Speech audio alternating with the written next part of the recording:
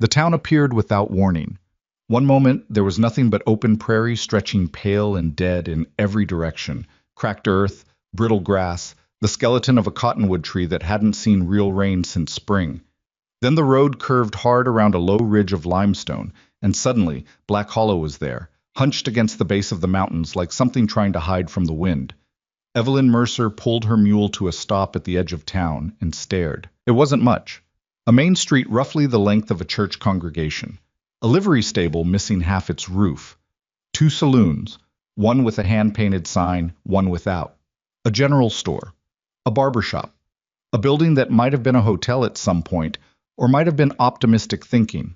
Mud everywhere, even though it hadn't rained in weeks, as though the ground here simply gave up and surrendered its composition. She exhaled slowly through her nose. This was it. This was the place she had ridden 3 days to reach, eating nothing but the last handful of dried cornmeal she'd scraped from the bottom of a sack, sleeping wrapped in a horse blanket that smelled of mildew and old sweat, stopping twice to vomit at the side of the road because the baby inside her had opinions about dried cornmeal and expressed them violently. This was the end of the line. Evelyn pressed one hand flat against her stomach. Not tenderly, not the way women did in paintings, but firmly, steadily, the way you'd press your palm against a wound to stop the bleeding. The baby kicked, hard, just below her ribs. "I know," she said to it. "I'm not thrilled about it either." She clicked her tongue at the mule, who had already decided it didn't like Black Hollow and was doing its level best to communicate this through rigid refusal. She kicked its flanks with both heels, and it lurched forward grudgingly, ears flat. The story Evelyn carried with her was not a complicated one. It was simply a bad one. She had been 23 years old when she married Gerald Mercer, which was 6 years ago and felt like 60. Gerald had been charming in the way that broken things sometimes are. Beautiful to look at, full of movement and noise and apparent warmth, and only obviously hollow once you tried to lean on them. He had a way of entering a room that made everyone turn to look. He had a laugh that made strangers feel included. He had hands that could be gentle and hands that could be something else entirely, and for the first year of their marriage, Evelyn told herself the second pair belonged to a different man who only appeared when he drank too much. By the second year, she understood they all belonged to the same man. By the third year, she stopped flinching. By the fourth year, Gerald Mercer was gone. He had ridden out one November morning on some errand he declined to specify, and he simply never came back. No letter. No word through a neighbor. No body discovered anywhere that anyone told her about. He was there, and then he wasn't, and after 6 months of waiting and 1 full year of pretending she was fine, Evelyn quietly permitted herself to believe she was a widow. She moved to the small farm her father had left her, 40 acres of decent soil along a creek in the eastern part of the territory, and she built something. It wasn't grand. It was a vegetable garden, a handful of chickens, a small corn crop, a root cellar stocked with enough to survive a winter. It was a life assembled from whatever she could carry in 2 hands, because those were the only hands she had. And then came the drought. It arrived in the spring like a slow fever, not dramatic, not sudden, but grinding, relentless, day after day of clear sky and baking heat and no rain. The creek dropped by June. By July it was a line of damp rocks. By August the garden was gone, the corn was gone, the chickens had died or been eaten, and the soil that had once been decent was the color and texture of old ash. The farm was already mortgaged. She'd borrowed against it the previous winter to buy seed and repair the roof. The man who held the note came out personally in September, riding a black horse with polished tack and wearing an expression of practiced regret. "I'm sorry, Mrs. Mercer," he said. He didn't sound it. "But the note is due, and the bank has its own obligations." She was 3 months pregnant by then. It had been a stupid thing, the pregnancy. Or rather, it had been a lonely thing, which was not exactly the same. There had been a man, a decent enough man, she thought, a farmhand from the next county over who helped her with the harvest the previous fall. He'd been kind. He'd been present. He'd been there, which was, after Gerald, more than she knew how to resist. He'd moved on by winter, following work west, leaving nothing behind but a forwarding address she'd never used and a situation she discovered in February. She'd written the letter in March. No reply had come.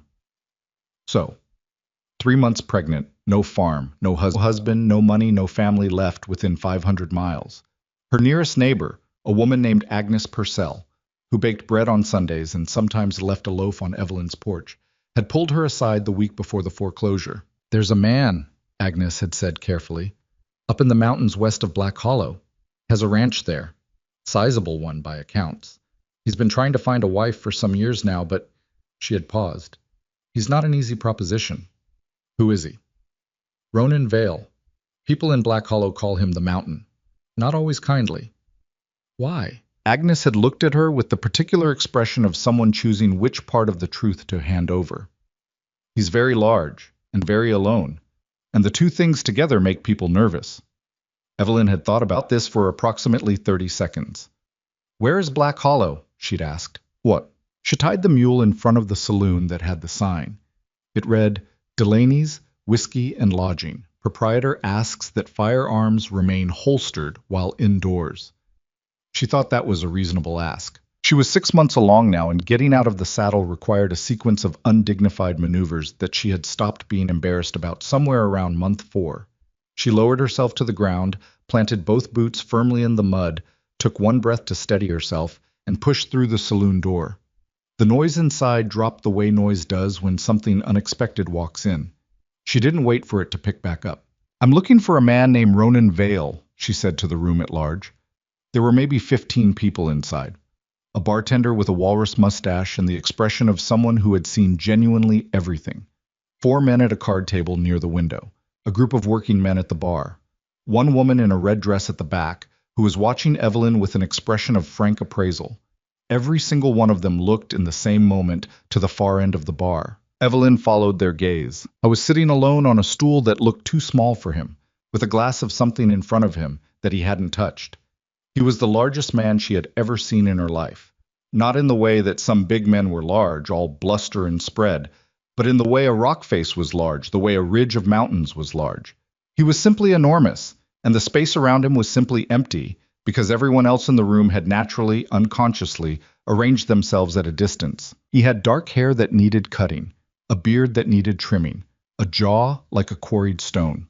His hands around the glass were the size of small shovels. He wore a plain wool shirt, dark trousers, boots with dried mud still caked in the creases.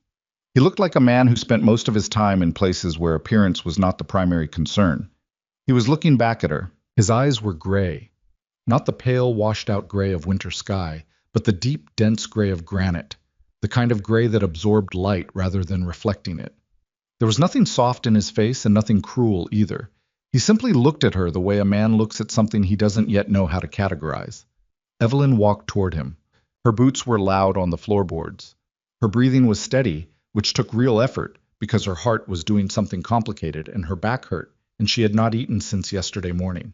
But she had made a decision 3 days ago when she climbed onto that mule, and she was not going to unravel it now in front of 15 strangers.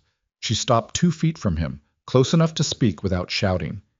"Mr. Vale," she said. His eyes moved down to her stomach and back up to her face with no expression she could name. "Yeah. My name is Evelyn Mercer. I'm from over by Cutter's Creek. Was, anyhow. I lost my farm in September." She kept her voice flat and factual, because that was the only way she was going to get through this. "I have no money, and no family, and no prospects I can think of, and I've been told that you've been looking for a wife." The room had gone extremely quiet. Ronan Vale looked at her. He didn't say anything. "I'm not going to pretend I'm bringing much to the arrangement," Evelyn continued. "I'm 6 months with a child that isn't yours, and I've got about 40 cents and a bad mule. But I can work. I'm not delicate, and I don't complain overly much, and I know how to keep a house. If you have a ranch that needs tending, I can tend it." She paused. "I'm not asking for romance. I'm asking for a chance." The silence stretched out long enough that she could hear someone at the card table slowly set down a hand of cards. Then a voice came from behind her, a woman's voice, smooth and amused. "Well, that is quite the proposal." Evelyn didn't turn around. Ronan Vale's gray eyes moved briefly toward whoever had spoken, then came back to Evelyn's face. Something happened in them, a small, quick thing, like a door closing somewhere deep inside a house. And then they were still again. "When'd you last eat?" he said. She blinked. Of everything she had prepared herself to hear, that was not on the list. "Yesterday morning," she said, after a moment. He reached into his coat and put 2 coins on the bar. looked at the bartender. Get her something. The bartender moved without a word. Ronan Vale picked up his untouched glass, looked at it for a moment, and set it back down. Then he looked at Evelyn again, and some decision moved through his face like weather moving through mountains. You couldn't see the cause, only the result. I've got a ranch, he said. 40 head of cattle, some horses, more land than I can work alone. House is rough, but it holds together. No near neighbors. He paused. I'm not easy company. I'm not looking for easy company, Evelyn said. I'm looking for a roof. The child, he stopped, started again. I'd treat it right. I'm not. He seemed frustrated with himself, with the words. I wouldn't take it out on the child. Something in her chest moved just slightly at the way he said it, the way it clearly needed to be said, because he knew that was the question, that was the fear, and he wanted it addressed before anything else. All right, she said. He looked at her for a long moment. All right, he said back. The room erupted, not in celebration, in chaos.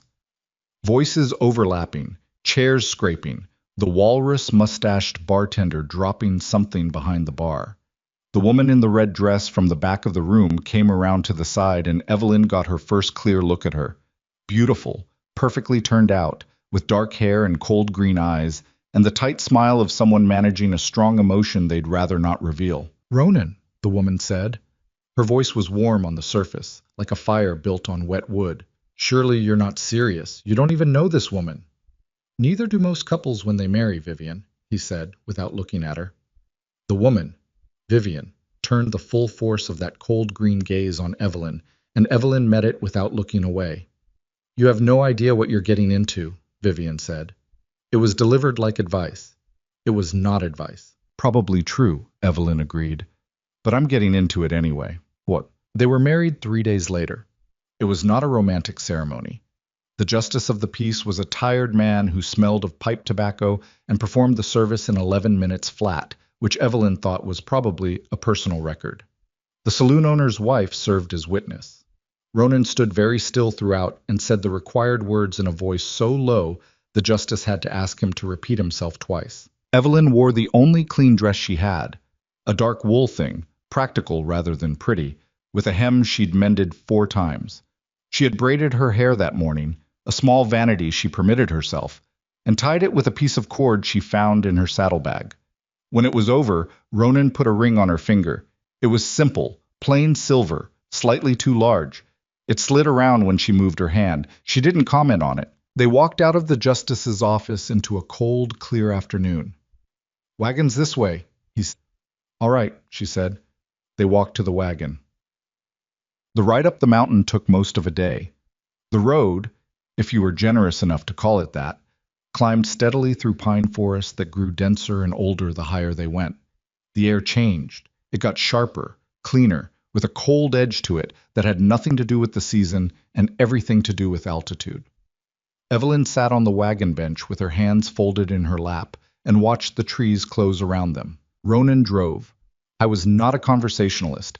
She had already understood this about him, but the silence of the road confirmed it in a specific, not unpleasant way. This was not the silence of hostility, but of a man who simply did not speak unless he had something to say. After about 2 hours, she said, How long have you had the ranch? He considered. 12 years. You build it yourself? Mostly. A pause. Had some help at the start. Hired hands. Where are they now? Gone. He said it without inflection. Men don't stay long out here. She thought about what Agnes had told her. Very large. Very alone. And considered what it took to be alone on a mountain for 12 years. What kind of person that made you? What kind of walls it built? Do you want them to? She said. He glanced at her sideways. It was the first time he'd looked at her directly since they'd left town. Want what? Men to stay. Company. The look lingered a moment longer than she expected. Then he faced the road again. Some kinds, he said. She nodded and didn't push it. An hour later, with the light going amber and the shadows long through the pines, the trees opened up, and she saw the ranch for the first time. It was not what she'd imagined. She wasn't sure what she'd imagined. Something rougher, maybe. Something thrown together in haste. But the ranch was solid. The main house was built from whole pine logs, chinked carefully, with a stone chimney at one end and a covered porch that ran the full width of the front. A barn stood to the left, weathered but sound. 3 smaller outbuildings behind it. A corral with a split-rail fence, repaired in several places with newer wood that stood out pale against the old gray. Beyond the buildings, a meadow dropped away toward a creek, and beyond the meadow the mountain continued up and up until it vanished into the last of the evening light. "It's bigger than I expected," she said. "You expected something bad." It wasn't quite a question. "I expected something rougher," she said honestly. He nodded once, accepting this as fair. "I've had 12 years to work on it." He pulled the wagon up to the house and set the brake. Then he climbed down and came around to her side, and she understood he was going to help her down, which she needed at this stage, and was still mildly humiliated by. She took the hand he offered. His hand was enormous. Hers disappeared into it entirely. His grip was careful, not gentle the way something soft is gentle, but careful the way something very strong is careful when it knows what it's capable of. She got her feet on the ground, and he let go immediately. "Kitchen's through the main room," he said. "I'll bring your things." She went up the porch steps and pushed open the door. The inside of the house was what happened when a large solitary man lived in a space for 12 years with no one to tell him what was missing. It was not dirty. She had feared that. He was not a dirty man. Everything was worn clean by use and careful enough in its organization. But it was bare in a way that had a specific texture, the bareness of a place that had never been home to anyone who thought about making something home. There were no curtains on the windows, no rug on the floor. 2 chairs near the hearth, both of them plain, both positioned to face the fire rather than each other. A shelf of supplies against the back wall. Beans, flour, salt, coffee, all in their original sacks or tins. A table with a single oil lamp. A wood stove in the corner. She stood in the center of the room and looked at all of it. Then she put her bag down, went to the hearth, and started a fire. By the time Ronan had brought in her small trunk and the mule's saddle and fed both horses and come back inside, the fire was going and she had found a pot and water and set something on the stove. Not much, just flour and bacon fat she'd seen in the larder, but it would be hot. He stood in the doorway and looked at the fire. "You didn't have to," he said. "I know." She stirred the pot. "Sit down. It'll be a few minutes." He sat. He filled the chair the way a large piece of furniture fills a room. Completely, unavoidably, but without aggression.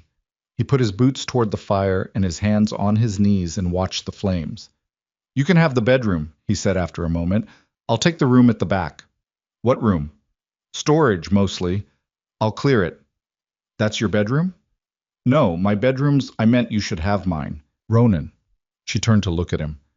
"I'm not going to put you out of your own bed. We can—" She stopped, aware of the 1,000 ways that sentence could end badly, and chose the simplest one. "We can work something out that's fair." He looked at her. The firelight moved across the planes of his face, the hard jaw, the heavy brow, the gray eyes that seemed to have their own weather system. "You sure? I've slept in worse arrangements than a bedroom wall between me and someone I don't know well," she said. "You don't strike me as someone who's going to be a problem." Something shifted in his face. Not quite a smile, but the foundation of one, like the geological movement that precedes a spring. "No," he said quietly.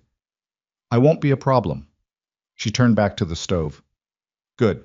They ate in a silence that was by this point not uncomfortable. The food was plain and hot, and she ate more of it than she'd meant to, and didn't apologize for it. He ate steadily and without comment and refilled his bowl once, which she took as a reasonable sign. When the bowls were washed and the fire was banked, they stood in the main room for a moment with nothing particular left to do. "Good night," he said. "Good night," she said. I went to his room.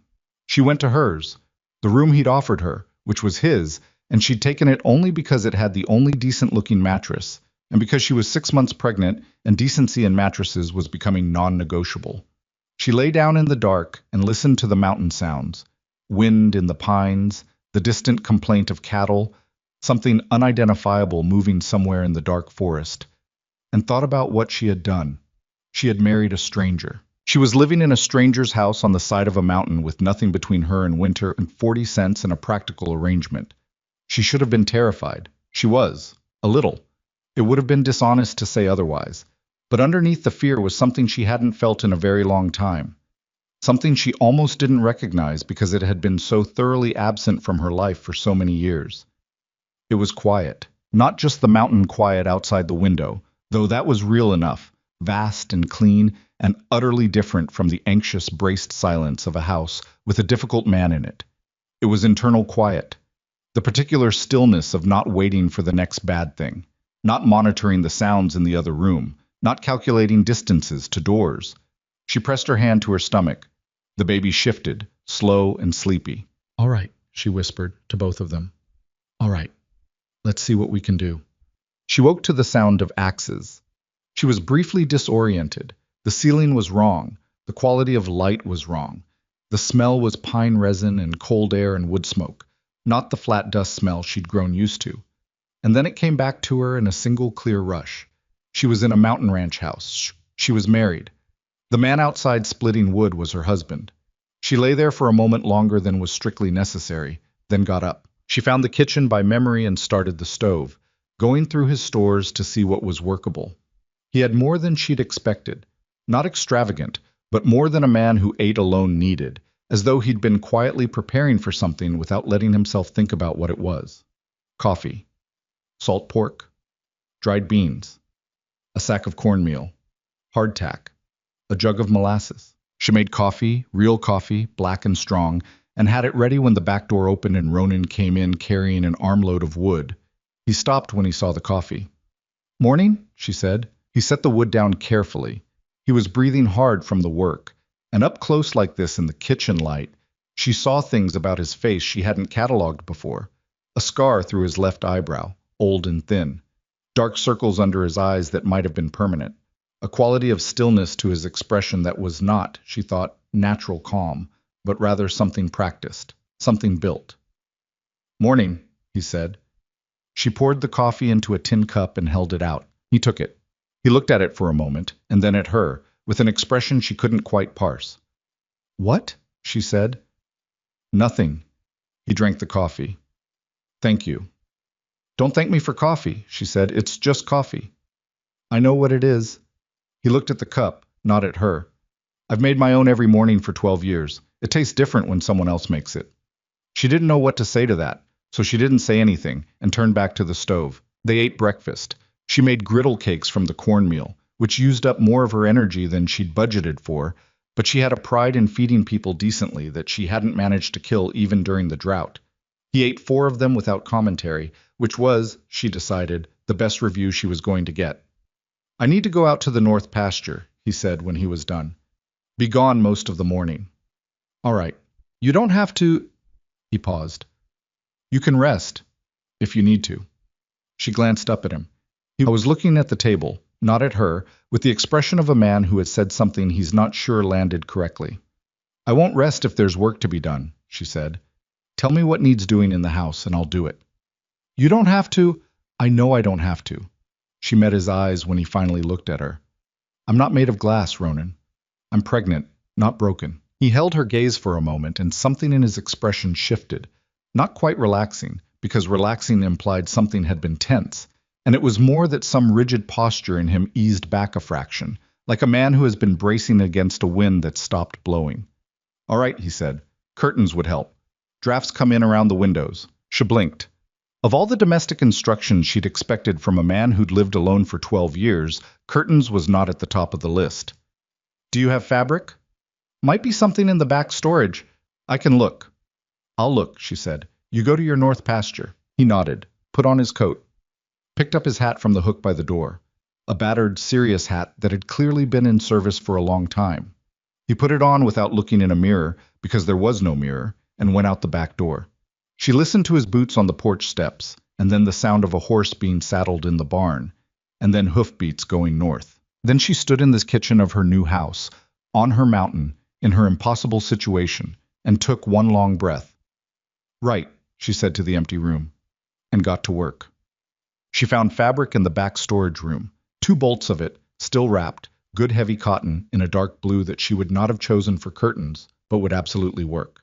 She also found 3 lanterns, one of them broken, a box of tools she didn't recognize and didn't need to. 6 tin plates stacked in a corner, a wooden crate full of old newspapers from 3 years ago, and at the very back, behind a broken chair leg, a small frame photograph. She almost left it. She had no business going through his things, and the photograph was clearly his, face down on a shelf, in a frame that had been placed with deliberate intention, facing down. She almost left it. Instead, she picked it up and turned it over. It was a family portrait, the stiff, formal kind that cost real money and required real stillness. A man and a woman and 2 children, a boy and a girl, seated in front of a painted backdrop. The man bore some resemblance to Ronan, the same heaviness of brow, the same dark hair, though he was shorter, thinner. The woman was slight and unsmiling in the way people were unsmiling in photographs when photographs still cost what they used to cost. The children were young, 6 maybe, and 4. She turned the photo back over and put it exactly where she'd found it, face down on the shelf. She didn't ask him about it that night, or the night after. Some things were not hers to ask about yet. Maybe they never would be. But she thought about it. The 2 children in the photograph, and the man who'd lived alone for 12 years, and the particular quality of that practiced stillness in his face that she now understood slightly better. The first real conversation they had was about the fence line. It was the 5th day. She had cleaned the house from front to back, not because it needed it desperately, but because it needed it moderately, and she needed to do something, and hung the blue curtains, which immediately made the main room look different in a way that surprised her a little. She had reorganized the kitchen larder and taken stock of what would be needed before snow came. She had started a list. He came in from the day's work to find her sitting at the table with the list and a stub of pencil, and he stood in the doorway with his boots and his mud and his hat for a moment, looking at her. "You've been busy," he said. "The curtains are up." "I see that." He pulled off his hat, hung it. "They're good." "What's the fence situation on the east side?" she said. "I saw some of the cattle were bunched near the tree line this morning, and the rail looked low." He looked at her for a moment. Then he came to the table and sat down across from her. Not beside her, not yet, but directly across, where he could see her face clearly. "East fence needs 3 new rails before snow," he said. "Maybe 4. I've got the timber cut, just haven't had time to set them." "What else?" "The east-facing side of the barn roof. Shingles are soft." He paused. "I was going to hire a hand to come up and help before winter, but—" He stopped. "But what? Money's tight this year. Drought hit the price of cattle. Everyone's selling low." She nodded. "What can I do?" He looked at her steadily. "You're 6 months pregnant. And I'll be 8 months pregnant in 2 months, and then 9, and then the baby will be here, and I'll have a different set of limitations. So what can I do now that I can't do then?" Something in his face, that careful, measured face, flickered. Not amusement exactly, more like recognition. The look of a person seeing something familiar in an unexpected place. "The shingles I have to do myself," he said. "Roof work. I can't—" He glanced at her stomach and away again. "That's out." "Obviously," she agreed, "but the fence rails.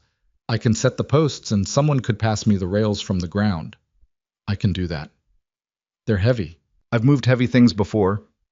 "Evelyn." He said her name for the first time, she realized.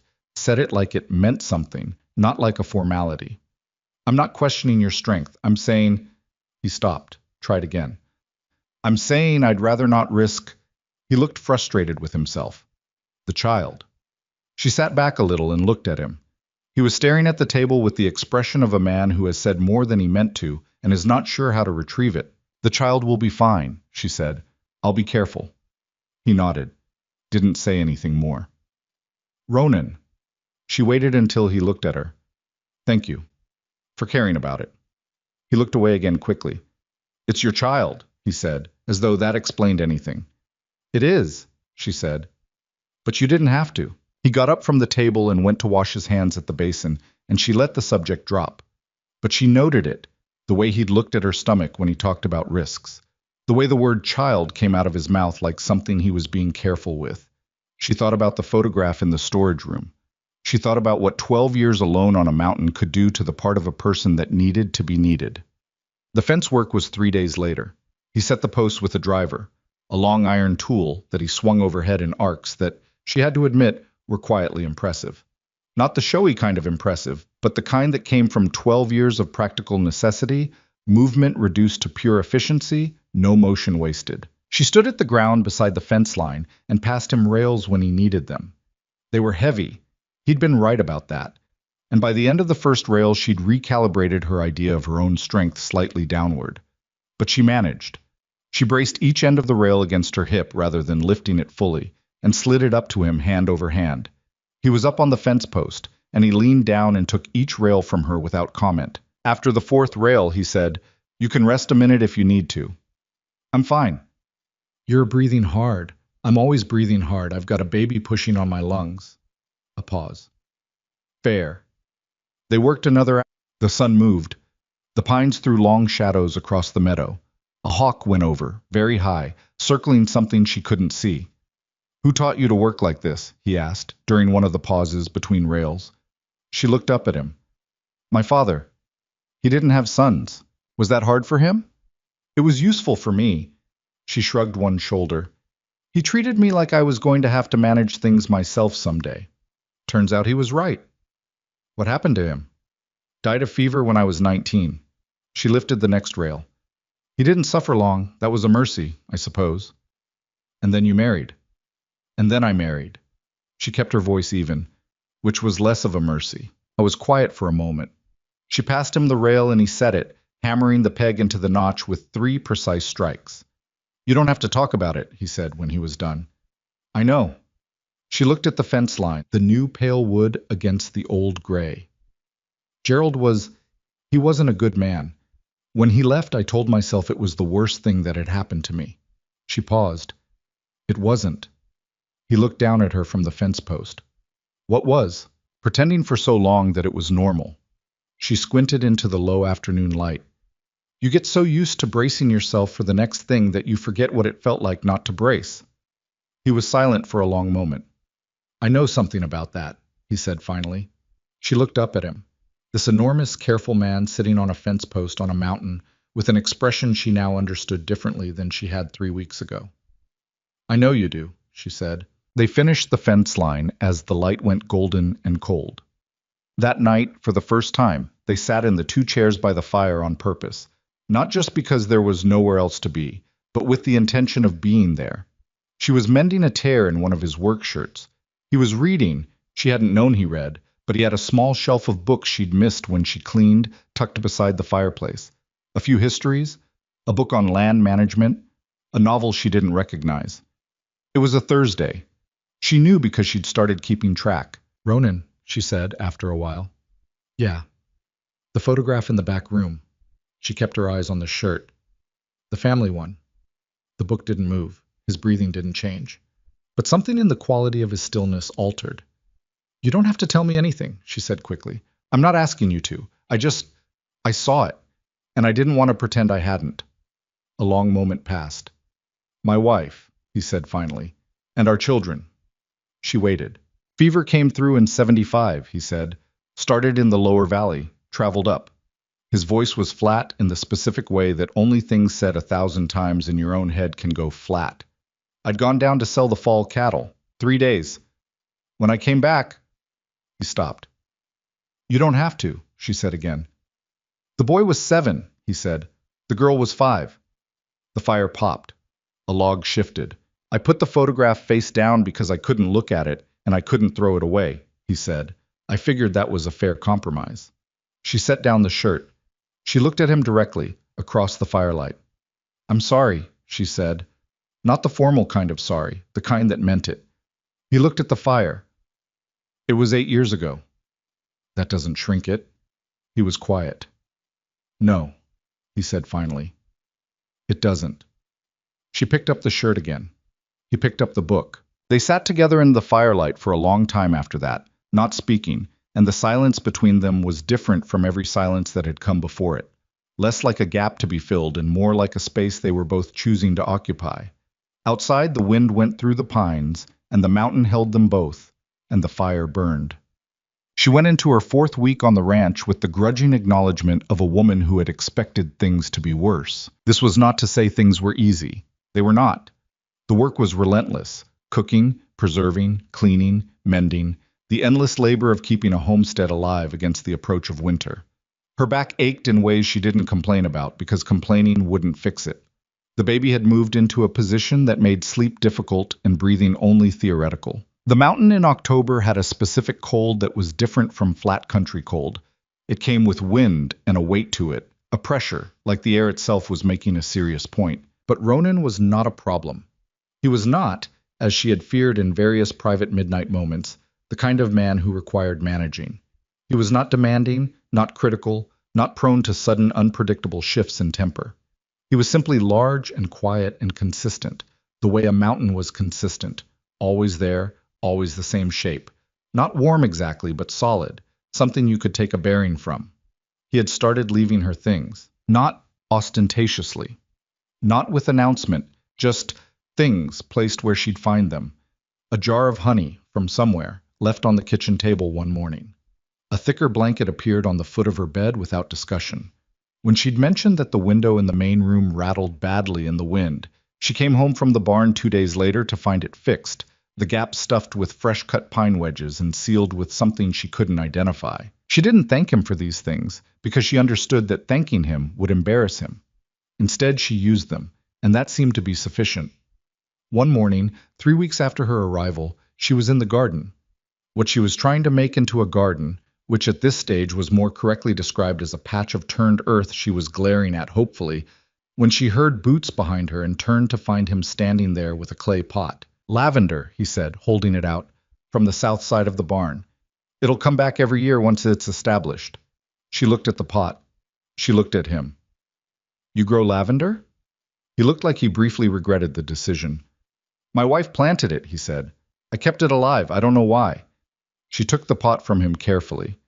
"Because you're not as unsentimental as you look," she said. He made no response to this, which was a response. She planted the lavender that afternoon in a corner of the turned earth, and it sat there looking slightly sorry for itself in the way that transplanted things do, but alive. The morning the trouble started, it came wearing good boots. She was at the store in Black Hollow. She'd ridden down with Ronan to pick up winter supplies, the first time she'd been in the town since the wedding, when Vivian Cross walked in. She'd seen the woman only once before, in the saloon on the day of the proposal, but she recognized her immediately. The dark hair, the cold green eyes, the quality of her clothes that announced serious money without quite shouting it. Vivian stopped when she saw Evelyn. Her gaze moved slowly down to Evelyn's stomach and back up to her face. "Mrs. Vale," she said.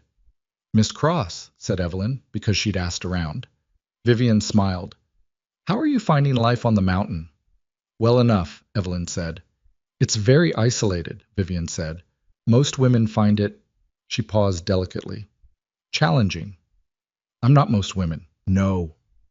Vivian looked at her with an expression that was almost approving, if approval hadn't been undercut by something sharper. "I can see that." She came closer, lowering her voice to the register of confidentiality. "Has he told you about the Cross land dispute?" Evelyn met her eyes. "He hasn't." "Ask him," Vivian said, "about the water rights on the East Creek, about what my father's lawyers have been saying." She smiled again, a different smile, one with edges. "Just so you understand the full picture of what you've married into." Then she turned and walked deeper into the store, and Evelyn stood there with her hands around a tin of coffee beans and her pulse doing something measured and careful in her chest. She didn't ask Ronan about it until they were back on the mountain road, wagon loaded, the town small and far below. "Vivian Cross told me to ask you about a land dispute," she said. He didn't look surprised. His jaw tightened fractionally. "Cross family's been claiming part of the East Creek is on their land for 2 years. Their lawyers send letters. Nothing's been settled." "Is it serious?" "It could be." His hands tightened on the reins.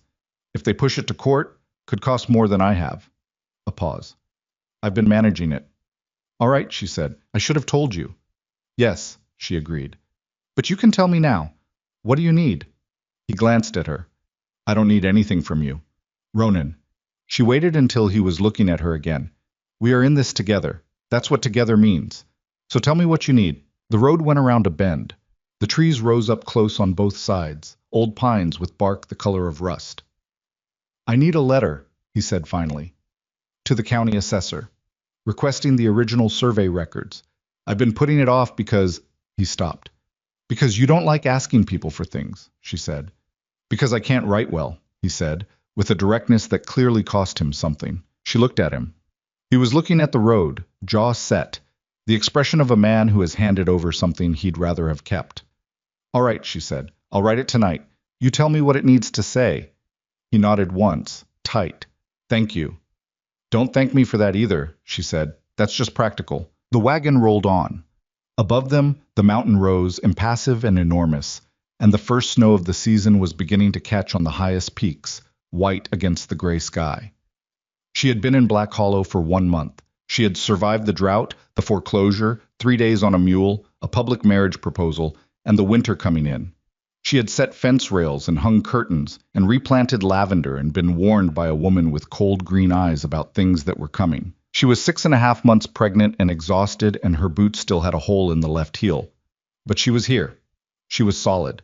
And the mountain held her up the same as it held everything else on it, without preference, without ceremony, but also without letting go. For now, that was enough. The letter to the county assessor went out on a Thursday, folded into an envelope that Evelyn sealed with the stub of a wax candle she found at the back of the kitchen drawer.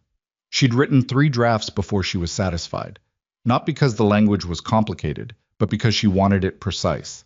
Legal language had a way of meaning exactly what it said, or exactly nothing, and she didn't have the luxury of ambiguity. Ronan had sat across the table while she wrote, watching her hand move across the page with an expression she didn't look up long enough to read.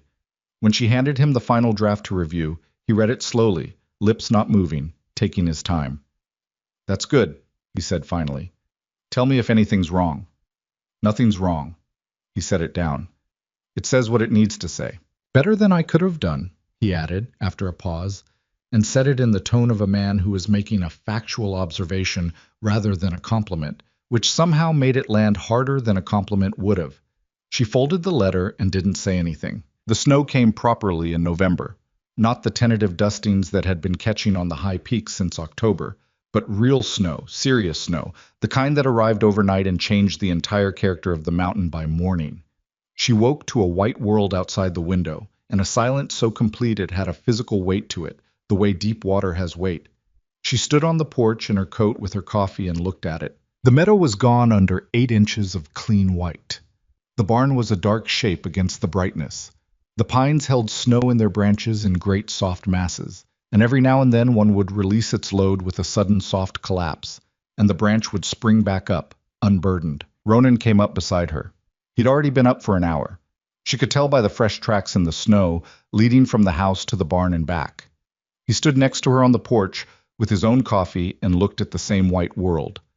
How long does it stay like this? She asked. April, usually. Sometimes March if we're lucky. And you've done this. How many winters? 12. He drank his coffee. Gets easier.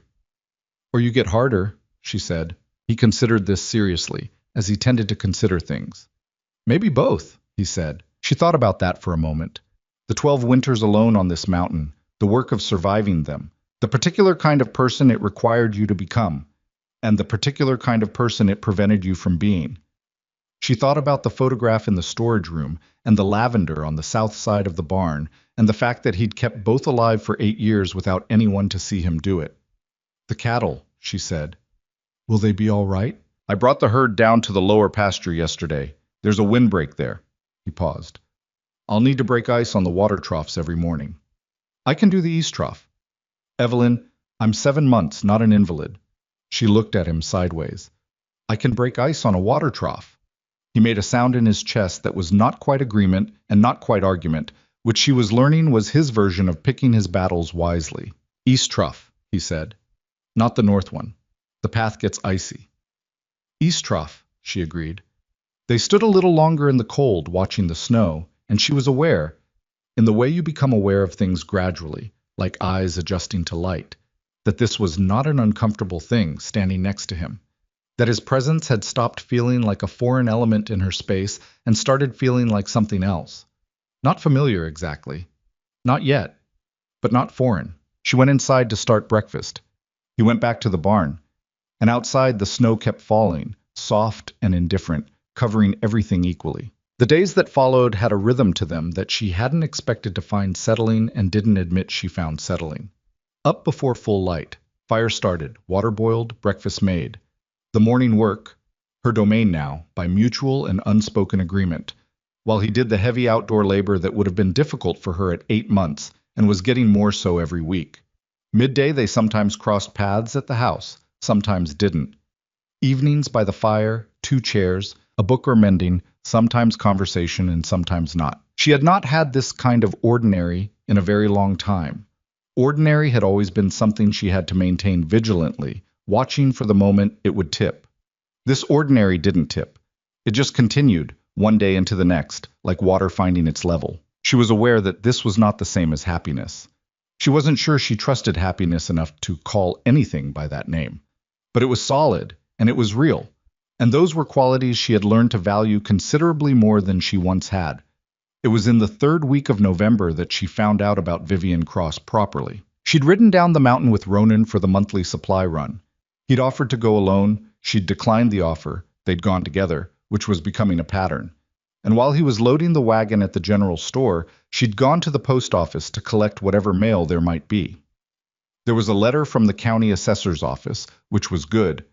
There was also a woman waiting outside the post office, which was Vivian Cross, which was not coincidental. Mrs. Vale, Vivian said, falling into step beside her with the ease of a woman who had decided how this conversation was going to go.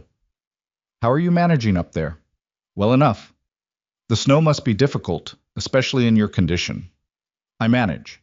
Vivian walked alongside her for a few steps, her boots silent on the packed snow of the main street, her coat a deep burgundy wool that had not been purchased in any store in Black Hollow. You know, Vivian said, with the careful tone of someone selecting their words like tools, Ronan and I were quite close once, before he withdrew after the tragedy. Evelyn kept walking. He mentioned you, she said, which was not true, but she wanted to see what Vivian did with it. Vivian's step didn't falter. Did he? Not a question. Then you know that we had an understanding, before. I know that you had an opportunity, Evelyn said, and declined it. Those aren't the same thing as an understanding. A beat of silence. When Vivian spoke again, the warm surface was thinner. The land dispute is going to court in the spring. You should know that. My father's lawyers have found something in the original survey that puts the East Creek well within Crossland. She paused. The water rights alone would make the Vale Ranch unworkable. Evelyn stopped walking and turned to look at her. Vivian was beautiful, she thought, not in the way that asked anything of you, but in the way that demanded acknowledgement, a cold, precise beauty, like a well-made weapon. Her green eyes were direct and intelligent and entirely without warmth. Why are you telling me this? Evelyn said. Because you seem like a practical woman. Vivian's voice was very even. And practical women understand when a situation is untenable. My situation, Evelyn said, is entirely tenable. Thank you for the concern. She turned and walked back toward the general store. Behind her she heard Vivian say, quietly but clearly, He'll disappoint you. He disappoints everyone eventually. Evelyn kept walking. She told Ronan about it that night, sitting at the kitchen table after supper, both of them with coffee going cold in front of them. She told it straight, without editorializing, because he deserved the information clean. He listened without interrupting. When she finished, he was quiet for a long moment, turning his cup slowly on the table. What did she mean? Evelyn said. About an understanding. He looked up. She was interested in marrying, some years back, after... He paused. After my family died. Her father thought the Vale land would be a useful addition to the Cross holdings. His voice was entirely without emotion when he said this, which was its own kind of emotion. She made clear she was willing. And you? I wasn't. He set his cup down. I wasn't ready for anything then, and I didn't... He stopped. She wanted the land. I don't blame her for that, but I knew what it was. And she didn't take the rejection well. Her father didn't take it well. He seemed to be choosing his words. Vivian wanted the land because her father wanted the land. She wanted me because I came with it. The feelings involved were mostly her father's. Evelyn nodded. The survey dispute started 2 years after I said no. His jaw set in that way it did when something was grinding at him. Might be coincidence. Is it? No. She picked up her coffee cup and put it back down. All right, then we need the assessor records before spring, and we need to know what the survey says, and we need a lawyer. Lawyers cost money. So does losing the East Creek. She met his eyes. What can we sell before spring? He looked at her for a long moment. You're talking about the cattle. Some of them. If the price is wrong right now, we wait until March, before the court date, see if it improves. She was doing sums in her head, the way she used to do sums when the farm was going under, counting what could be moved and what couldn't. How many head can you spare without compromising the spring breeding stock? 8, maybe 10. And the price per head right now? $14, down from 18 last year. 10 head at 14 is 140. She looked at the table. Is that enough for a lawyer? Might be, depending on the lawyer. Then we find the right lawyer. She looked up at him. Ronan, I need you to understand that what's yours is mine now. That's not sentiment. That's the arrangement, which means this problem is mine too. Something moved through his face, something complicated, something she didn't have a name for yet, something that had layers she hadn't seen before. Most people, he said slowly, have found it easier to treat me like a problem to be managed rather than a person to stand beside. She held his gaze. I'm not most people. He looked at her for a long moment. Then he nodded, once, the way he nodded when something was settled. No, he said. You're not. The assessor records came back in December, 3 weeks before Christmas, in a large envelope that Ronan brought in from the mailbox with snow still on his shoulders. She opened it at the kitchen table while he built up the fire, spreading the old survey maps across the wood, anchoring the corners with a coffee cup and a boot jack. The maps were hand-drawn, old, the paper gone yellow and fragile at the folds. She studied them carefully, tracing the property lines with a careful finger, comparing the creek notation with a more recent county map she'd written away for separately. Come look at this, she said. He came. He leaned over the table beside her, close enough that she could feel the cold still coming off his coat, and looked at where her finger rested. Here, she said. The original survey puts the creek fork at the Boulder Outcrop. Do you know the Boulder Outcrop? About a quarter-mile east of where Cross's lawyers are claiming the line is. Yes. She looked up at him. Which means the original survey puts the creek entirely inside Vale land. He stared at the map. His jaw worked. Their lawyers must know this, she said. They're betting you don't have the records, or can't read them. I can read a map, he said, with a quiet dignity that made her feel briefly bad for the question. I know. I'm saying they're counting on the records being lost or unavailable. She looked back at the map. They're not lost. They're right here. And they say the creek is yours. He stood up straight. He had his hand on the edge of the table, and she watched it. The knuckles, the old scars across them, go from tight to looser as something resolved in him. I'll ride to Hartley in January, he said. Hartley was the county seat, 3 days' ride. There's a lawyer there, a man named Aldous Fitch. He handled land claims for the Brennan family 2 years back. He knows this territory. Ride him first. Don't ride 3 days in January snow if you can help it. He looked at her. I said I can't write well.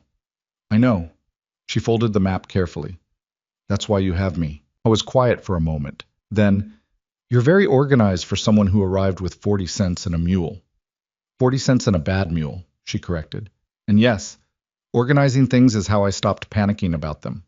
Something crossed his face that was closer to a smile than anything she'd seen from him yet. Not wide, not easy, just a shift at the corner of his mouth that came and went like a bird landing on a branch and reconsidering. How's that working? Better every week, she said.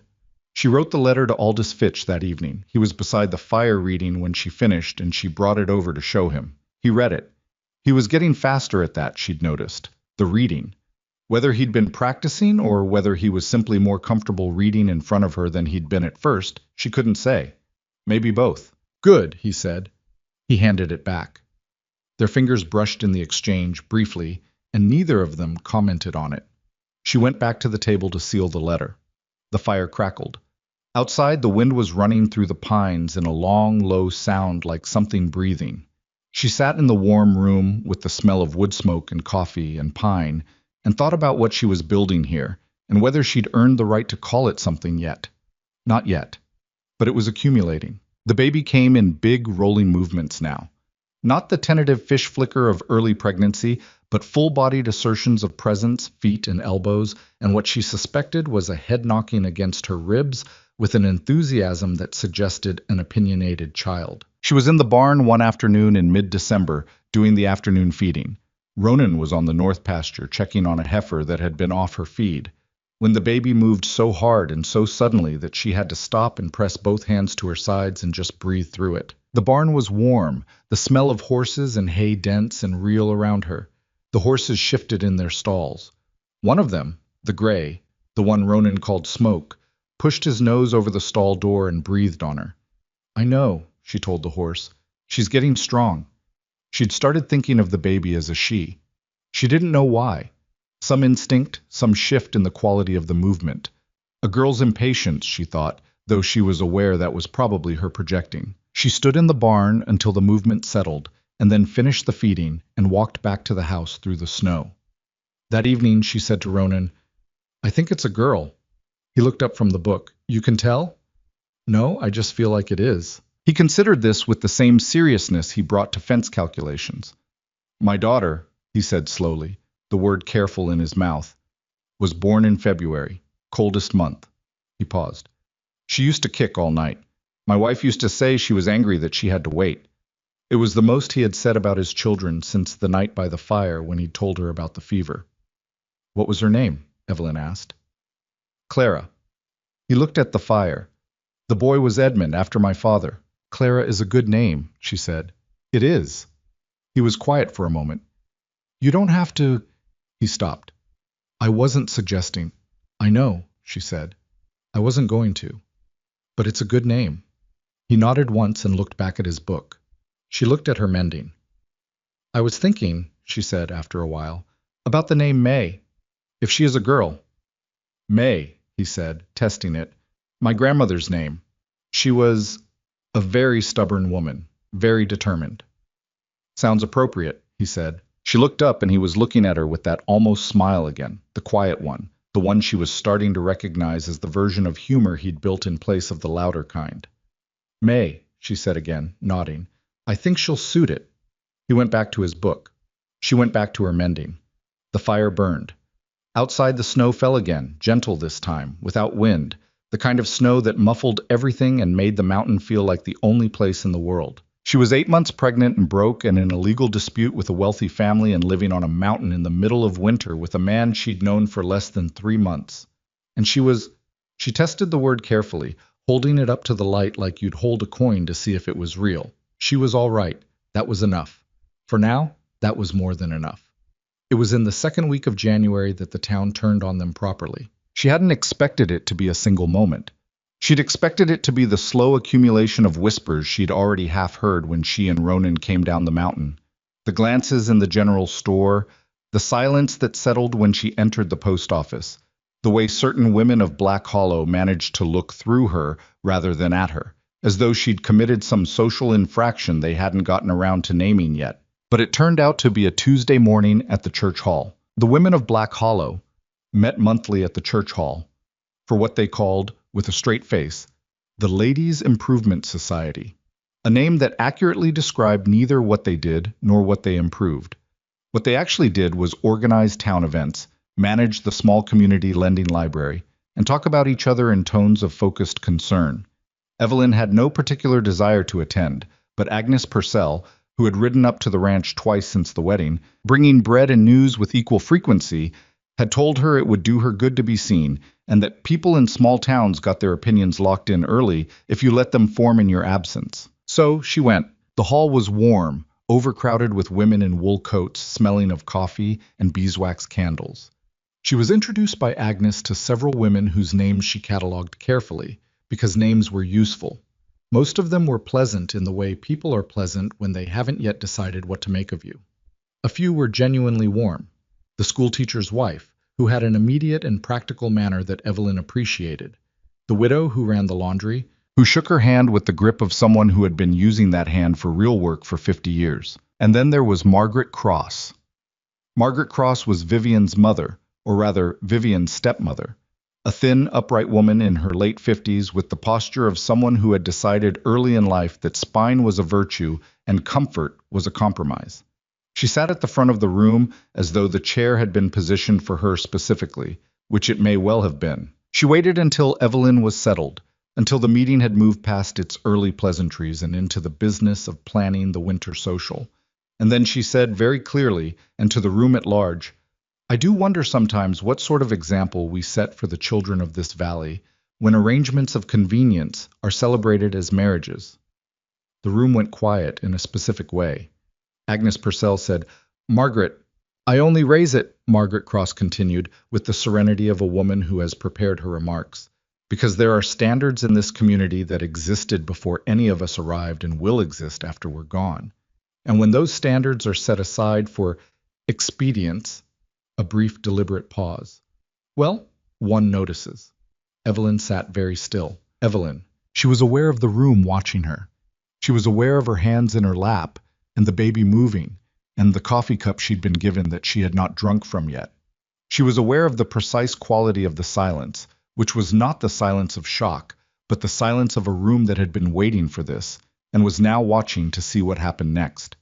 She set down the coffee cup. She straightened up, not theatrically, just to her full height, which sitting down was still considerable. "My marriage," she said, her voice even and clear, "was performed legally before a justice of the peace and witnessed properly."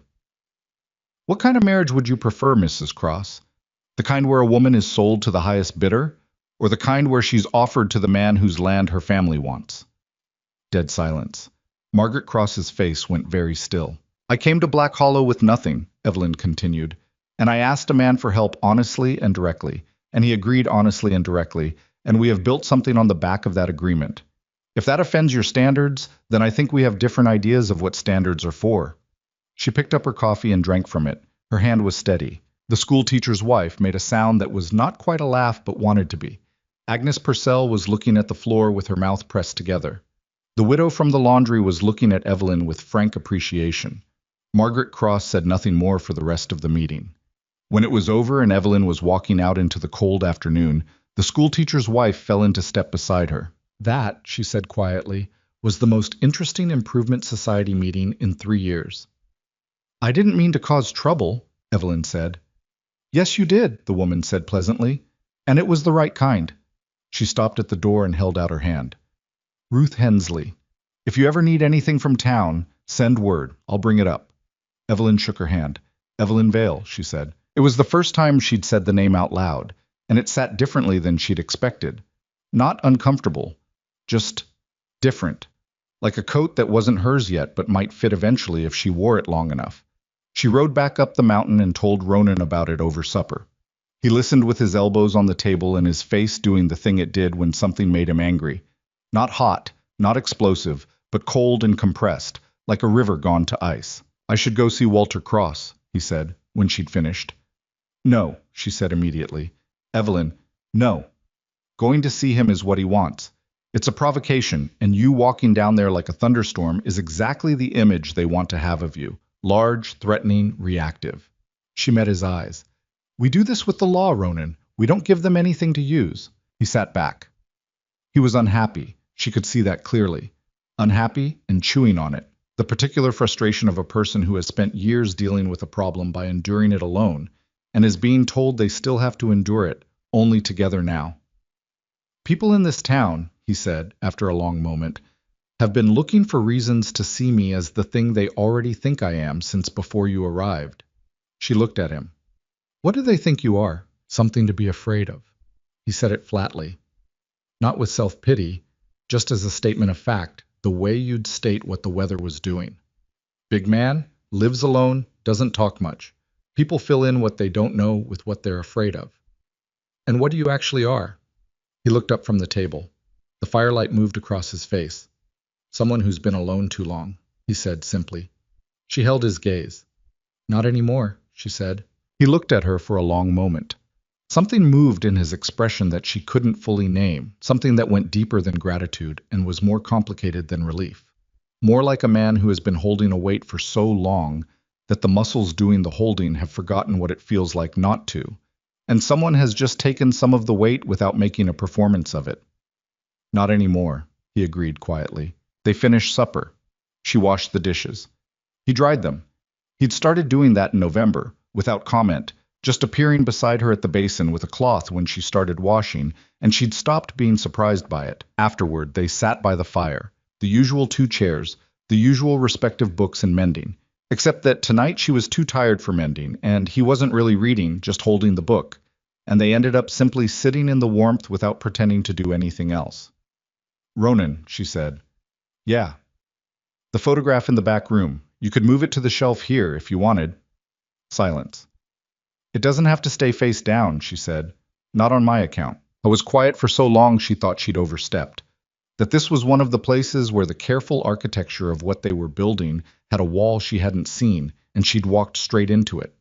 Then he got up without a word, went down the hall, and came back with the photograph. He set it on the mantelpiece, face up, leaning against the stone. He stood there looking at it for a moment. Then he went back to his chair and picked up his book. She didn't look at him. She looked at the fire. But she was aware of him. His breathing, the way his hands had settled more easily on the book's cover, the quality of the silence, which had shifted again into something slightly different. It was February when the real trouble arrived. She was 9 months pregnant and moving carefully from room to room like a ship in shallow water, cursing the baby cheerfully every time she attempted anything below the level of her waist. When the letter came, Ronan brought it in from the mailbox with an expression she hadn't seen before. Tight, complicated, a particular kind of still that was different from his ordinary stillness. "What is it?" she said. He put it on the table in front of her without speaking. She picked it up. It was from the territorial marshal's office. The language was formal and precise, and it took her 3 lines to understand what she was reading, and then she sat down, not gracefully, just sat down, the chair catching her, and read it again. Again, Gerald Mercer, arrested 11 months prior in Nevada Territory on charges of fraud and assault. Currently incarcerated at the Territorial Prison in Harmon's Bluff, serving a 3-year sentence. Currently alive. She read the letter a 3rd time as though the 3rd reading might change what it said. It didn't. "Evelyn." Ronan's voice was very careful. She looked up at him. He was standing on the other side of the table, and his face had the specific expression of a man who has read the letter over her shoulder and understood its implications faster than she has, because he hasn't been hit as hard by them. "My marriage to Gerald," she said slowly. "If he's alive—" "You're not widowed," Ronan said, "which means our marriage isn't legal." She set the letter down. She put both hands flat on the table.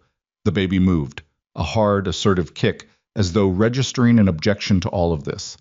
The fire was going. The kitchen smelled of the stew she'd been planning for supper. Outside the mountain was the mountain, impassive, consistent, doing what it always did. She looked at the letter. She looked at her hands. She looked at the ring, plain silver, too large, sliding around on her finger in the cold. And then she looked at Ronan, who was watching her with those gray eyes, and an expression she now knew well enough to read. He was afraid. Not for himself. For her. "It can be fixed," she said, because someone had to say it first, and she was not going to let it not be said. "It can be fixed, and we'll fix it. Evelyn, Gerald is in prison. He can sign papers. There can be a divorce, a legal one. It just needs—" She stopped. "It just needs someone to go and get the papers signed." He was quiet. "Ronan." She looked at him. "This is fixable." "It's a 3-day ride to Harmon's Bluff," he said, "through the worst of winter, and he's going to need a reason to cooperate." His voice was steady, but she could hear what was underneath it. Men like Gerald Mercer don't cooperate because it's right. "No," she agreed. "They don't." A long silence. "I'll go," he said. She looked at him across the table, this large, solitary, careful man who had opened his door and his life to her, and built something he hadn't expected to be allowed to build, who had put the photograph on the mantelpiece and kept the lavender alive for 8 years, and was now standing in his kitchen talking about riding through February wilderness to fix a problem that wasn't his fault and wasn't his making and was entirely, completely his concern. "Not yet," she said. "Not until the baby comes. I need you here until the baby comes." He held her gaze. "And after?" "After," she said steadily. "We'll figure it out."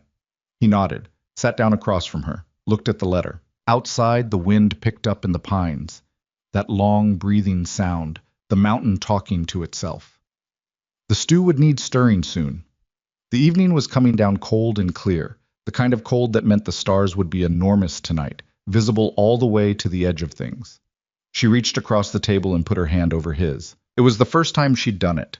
First time she'd reached for him, deliberately, without the structure of passing something or the practical cover of assistance. Just her hand on his, on the kitchen table, in the failing afternoon light. He looked at her hand on his. He didn't pull away. He turned his hand over, slowly, and closed it around hers. That enormous, careful grip, the same one that had helped her down from the wagon on the first day. The one that knew exactly how much strength it had and used precisely what was needed and not 1 ounce more. They sat like that for a while. The fire crackled. The wind moved through the pines. The letter sat on the table between them, the worst kind of news. The kind that didn't go away. The kind that was going to require real things from both of them before it was settled. But for this moment, in this kitchen, on this mountain, she held his hand and he held hers, and neither of them let go. The letter stayed on the kitchen table for 2 days. She didn't move it, and he didn't move it, and neither of them discussed this choice.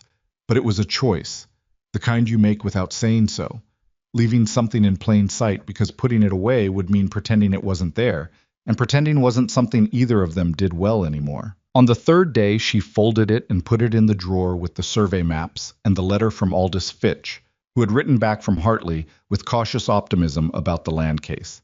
Same drawer, different disasters. The baby came 8 days after the letter. It came the way things came on that mountain. Not according to anyone's schedule, not with appropriate warning, arriving instead with the blunt and indifferent timing of weather. She had been fine at supper.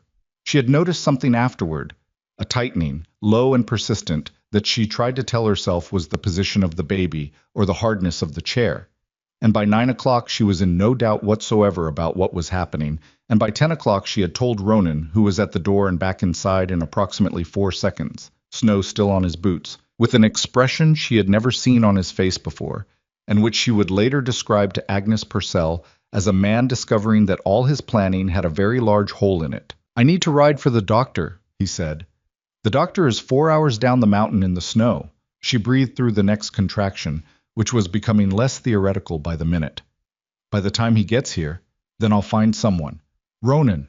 She looked at him directly, the way she had learned to look at him when she needed him to stop moving and hear her. "Have you delivered a calf?" A pause. "That's not—" "Have you?" "Yes." "It's not entirely different." She had no way of knowing if this was true. She suspected it was not entirely true. "I need hot water and clean cloth, and I need you to not panic." "I'm not panicking," he said, in the voice of a man who is managing panic through sheer force of will. "You're close to it. Evelyn, Ronan," she put her hand on his arm, "I need you steady. Can you be steady?" He took one long breath. The way she'd seen him take a breath before setting a post, before making a decision, before any physical act that required the full marshalling of himself. Then he was still. That complete, deliberate stillness. "Yes," he said. "Good." She straightened. "Water. Cloth. And there's a length of cord in the kitchen drawer, top right." He moved. It was a long night. She would not remember all of it clearly afterward. Labor had its own relationship with time and memory, compressing some hours and expanding others until the sequence became dreamlike and slightly unreal in retrospect. What she would remember was the cold outside the window, and the fire Ronan kept built up all night without her asking, and his voice, steady, low, talking to her through the bad stretches with a quiet persistence that didn't offer false comfort, but simply maintained a human presence in the dark, which was, she thought afterward, exactly the right thing and more useful than any comfort would have been. "Tell me about the North Pasture," she said, at one point, not because she wanted to know about the North Pasture, but because she needed something to focus on. That was not the particular experience she was currently having. "What about it?" His voice came from beside her. He was sitting in the chair he'd pulled to the bedside 2 hours ago. "Anything, just talk." A brief pause. "There's a spring up there that runs year-round, even in the drought. I don't entirely know why. The geology of it. It stays open in winter, which means the cattle have water even when the troughs freeze." He kept his voice even, steady, the same tone throughout. "I found it the second year I was here. I'd been losing cattle in deep winter, couldn't figure out where they were going. Followed them one morning, and they led me straight to it." "You followed cows?" "I did." "Did you feel foolish?" "I felt grateful," he said. They knew something I didn't. Another contraction. She gripped the bed frame and breathed and didn't make a sound, which cost her something real. You can make noise, he said. There's no one to hear it. I'm aware, she said through her teeth. I don't. It's a habit. Silence. From before, he said carefully. From before. She breathed out. Gerald didn't like noise. She felt him go very still in the chair beside her. The particular stillness of contained anger she'd learned, different from his calm stillness, denser, like something compressed. You can make noise on this mountain, he said after a moment. Anytime you need to. She almost laughed. Came out differently than a laugh. Somewhere between that and something else, but it broke the tension. And they continued through the night, him talking and her listening, and the fire going and the snow falling outside in the dark. May arrived at 4 in the morning. She was small and furious and red-faced and announced herself with a cry that filled the room completely. The way a cry from something that small somehow manages to fill entire rooms. The volume of pure new life entirely disproportionate to its container. Ronan held her while Evelyn dealt with the immediate aftermath of the situation, and she looked over at him. This enormous man sitting in the bedside chair holding a 7-pound infant in hands that could have held 3 of her, and his face was something she had no words for, and would have no words for afterward, either. Not quite wonder, because wonder was too soft a word. More like a man who has been struck by something he cannot defend against and does not want to. May, he said, very quietly, looking down at the infant. May, Evelyn agreed. The baby looked up at him with the unfocused, ancient gaze of the newly arrived, and grabbed his finger with both her hands, and held. Something in Ronan Vale's face broke open and rebuilt itself in the same moment, and Evelyn looked away to give it the privacy it deserved. She slept for a few hours and woke to daylight and the smell of coffee and the sound of Ronan moving quietly in the kitchen. She lay still for a moment, listening. The particular sound of a man trying very hard not to make noise in a house where someone is sleeping, which produced its own particular series of sounds, a sort of muffled, careful choreography. May was in the crib he'd built in December, one of the projects he'd done without announcement, hauling the lumber from the barn and working on it in the evenings when he thought she was already asleep. It was a solid, plain thing, made from pine, the joints tight and square. No ornamentation. It would hold a child safely for 20 years. She looked at May. May was asleep with the total commitment of the newly born, small fists curled beside her face, breathing with a concentration that seemed to require her entire self. Evelyn got up slowly, carefully, and went to the kitchen. Ronan was at the stove with his back to her. He heard her come in and turned, and his face moved through several expressions in rapid succession. Relief, concern, a quick inventory of her condition, before settling back into something more managed. You should be resting, he said. I rested. She sat down at the table. Coffee. He poured it without arguing. He was learning, she thought. He brought it to the table and sat across from her, and they were quiet for a moment, in the particular quiet of 2 people who have been through something together and are taking stock. You did well, she said. Last night. He looked at his own coffee. You did the work. You kept me from panicking. That was work. You weren't panicking. I was close. She looked at him. Closer than I let on. He met her eyes. So was I, he said. It was the most honest thing he'd said to her since the photograph, and she accepted it the same way, quietly, without making it larger than it needed to be. Agnes Purcell came up 3 days later, which was both welcome and, as it turned out, carrying news. She came on horseback with a basket of food, bread, dried fruit, a sealed jar of something she said was beef broth but smelled considerably more complex, and spent an hour holding May with the proprietary ease of a woman who had held many children and knew how to. She cooed and remarked on the baby's fingers and declared her remarkable, which Evelyn thought was the correct response. Then Agnes set May carefully back in the crib, folded her hands in her lap and said, There's talk in town. Evelyn had been expecting this. About the letter. Agnes looked up. You know? We got a letter from the marshal's office. Gerald's alive, in prison. She kept her voice even. I assume someone else got the same information, or close to it. Vivian Cross, Agnes said. She was at the county clerk's office 2 weeks ago, asking questions about your original marriage record. I don't know exactly what she found or how, but... She paused. There's talk, Evelyn, that your marriage to Ronan isn't legal. that the ranch could be challenged.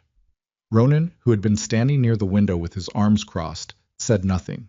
His jaw was set in that way. They're moving fast, Evelyn said. Walter Cross filed something with the county clerk's office last week, Agnes said. I don't know what exactly. I heard it from Ruth Hensley, who heard it from her husband, who handles some of the county paperwork.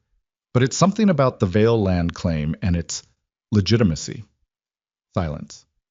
They can't challenge the land on the basis of our marriage, Ronan said. The land is mine regardless. They're not challenging your ownership, Agnes said carefully. They're challenging your standing. There's a territorial law, old one, barely used, that says a man convicted of any crime against the territory loses right of first refusal on disputed land claims while under legal action. She looked at him steadily.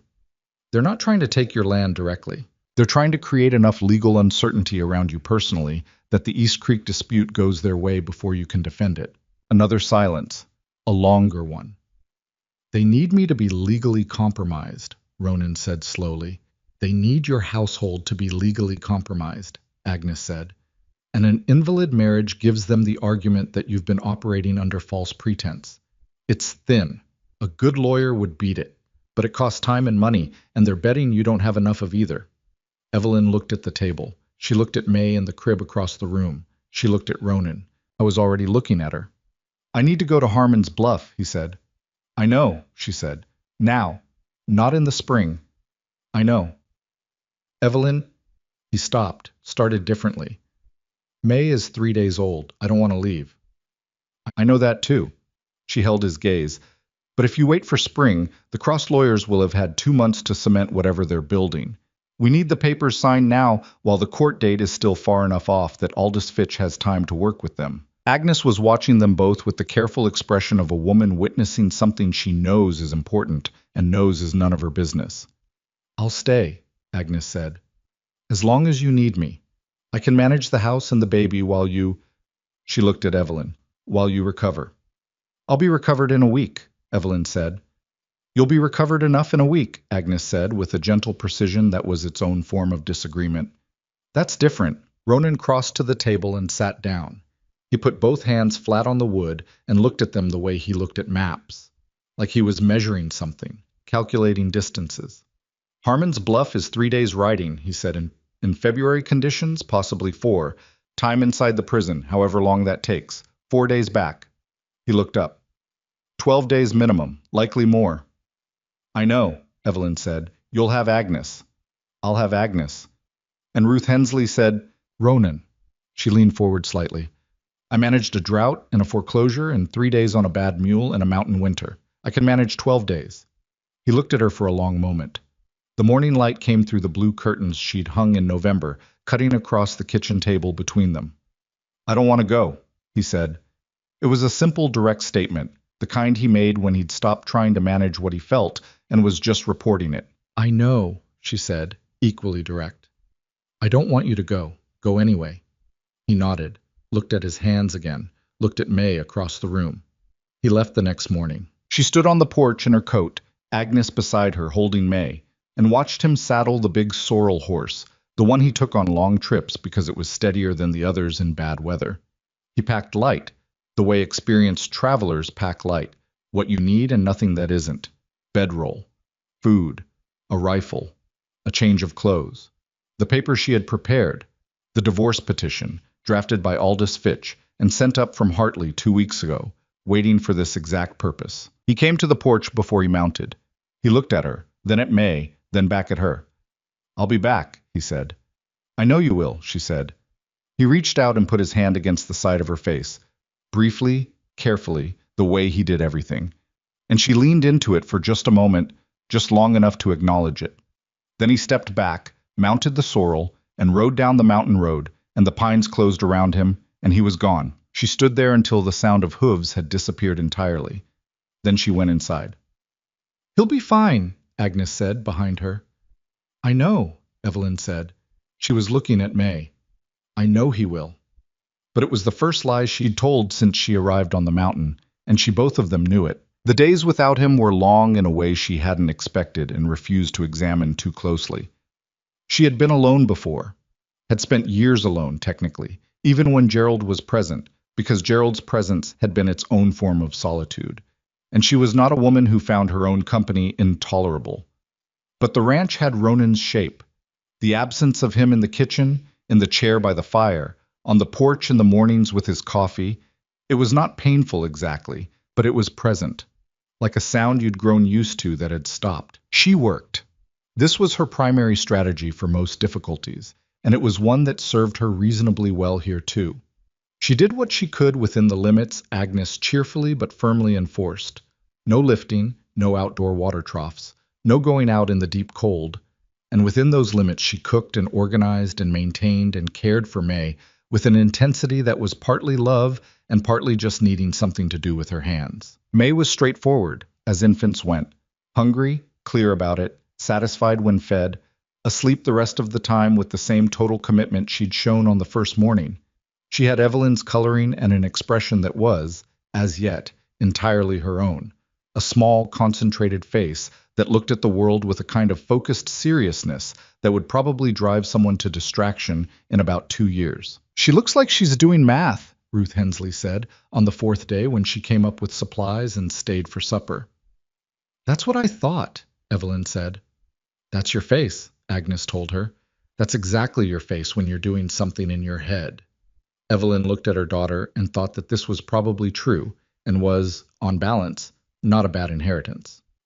On the 6th day, the Cross family moved. She found out because Ruth Hensley's husband rode up, unexpectedly, in the middle of a gray afternoon, with an expression she didn't like and a piece of paper she liked less.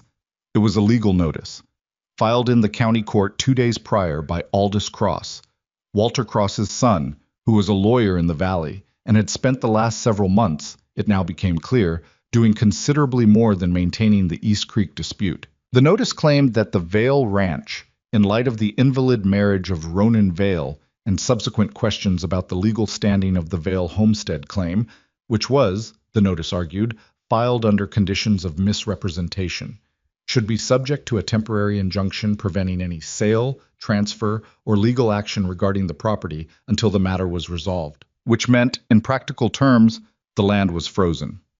Aldous Fitch could not file any motion regarding the East Creek until the injunction was lifted, and the injunction would not be lifted until the marriage question was settled, and the marriage question could not be settled until Ronan came back with signed papers, and Ronan was somewhere in the wilderness between here and Harmon's Bluff. She read the notice twice. She set it on the table. She looked at Ruth's husband, who was a decent, uncomfortable-looking man who had clearly not wanted to be the one delivering this. "Thank you," she said, "for bringing it." "Is there anything you need, Mrs. Vale?" he asked. She thought about this seriously. "Tell your wife to send word to Aldous Fitch in Hartley. Tell him what's happened and that Ronan is on his way to Harmon's Bluff for the papers. Tell him to prepare whatever response he can file the moment the papers arrive." He nodded, relief visible that there was something concrete to do. "I will." After he left, she sat at the table for a long time. Agnes came in from the back room where she'd been with May and stopped when she saw Evelyn's face. "What?" Evelyn told her. Agnes sat down. "Those people," she said, with a quiet fervor that said considerably more than the words. "They're smart," Evelyn said. "I'll give them that. They waited until Ronan was gone. They knew he was going. Someone in town talks." She paused. "The timing isn't coincidence. What do? We wait." She looked at the notice. "And we trust that Ronan gets those papers." "Do you think he will?" She thought about Gerald Mercer. She'd spent years married to him and understood him in the particular, exhaustive way. You understand a person who has made themselves a problem you can't stop solving. He was not a man who cooperated. He was not a man who let things go. He had refused to come back after he left, refused to send word, refused to settle anything, because settling things was not in his nature. His nature was to hold. Getting a signature from Gerald Mercer would not be easy. "I think Ronan will do whatever it takes," she said. "That's what I think." Agnes looked at her for a moment. "You trust him?" "Yes." "When did that happen?" Evelyn looked at the fire. "Gradually," she said, "and then all at once." She wrote a letter to Ronan that night, knowing it couldn't reach him. He was already deep in the wilderness. No post could find him there. But writing it anyway because she needed to put the words somewhere. She wrote about the injunction and what the Cross family had done and what she'd told Ruth's husband to tell Fitch. She wrote it all precisely, the way she wrote everything, facts first and then the edges. And then at the bottom, because she was alone on a mountain with her infant daughter, and it was 11 o'clock at night, and the fire was burning low, and honesty had always been her best available option. Come home. We need you here. May needs you. I need you. Come home. She folded it and put it in the drawer with the other papers. On the 8th day, the weather changed. She'd been watching the sky since the 4th day, the way mountain people learn to watch the sky, not with casual interest, but with the attention of someone who understood that weather here was not inconvenient, but operational. And the sky on the 8th morning had a color and a weight to it that she didn't like. By midday, it was confirmed. A storm. A real one. Not the steady snowfall of regular winter, but the kind that came in off the high peaks and changed the character of things, wine-driven and relentless. The kind that could make the road between here and the valley impassable for days. The kind of road Ronan would be on, coming home. She stood on the porch and looked at the darkening sky and felt something shift in her chest. Not panic, because she'd given herself a strict prohibition on panic, but something adjacent to it. A cold, specific fear. The fear of not knowing. Come inside, Agnes said from the doorway. You can't do anything about the weather. I know that. Then come inside. She stayed on the porch another moment, looking at the sky, which was not going to tell her anything useful, which was doing what weather did, which was not accounting for the wishes of people with stakes in what happened beneath it. Ronan, she said quietly, to no one. Then she went inside. At Harmon's Bluff, 300 miles south and east, the weather was different, clear and bitterly cold, the kind of cold that had a smell to it, metallic and thin.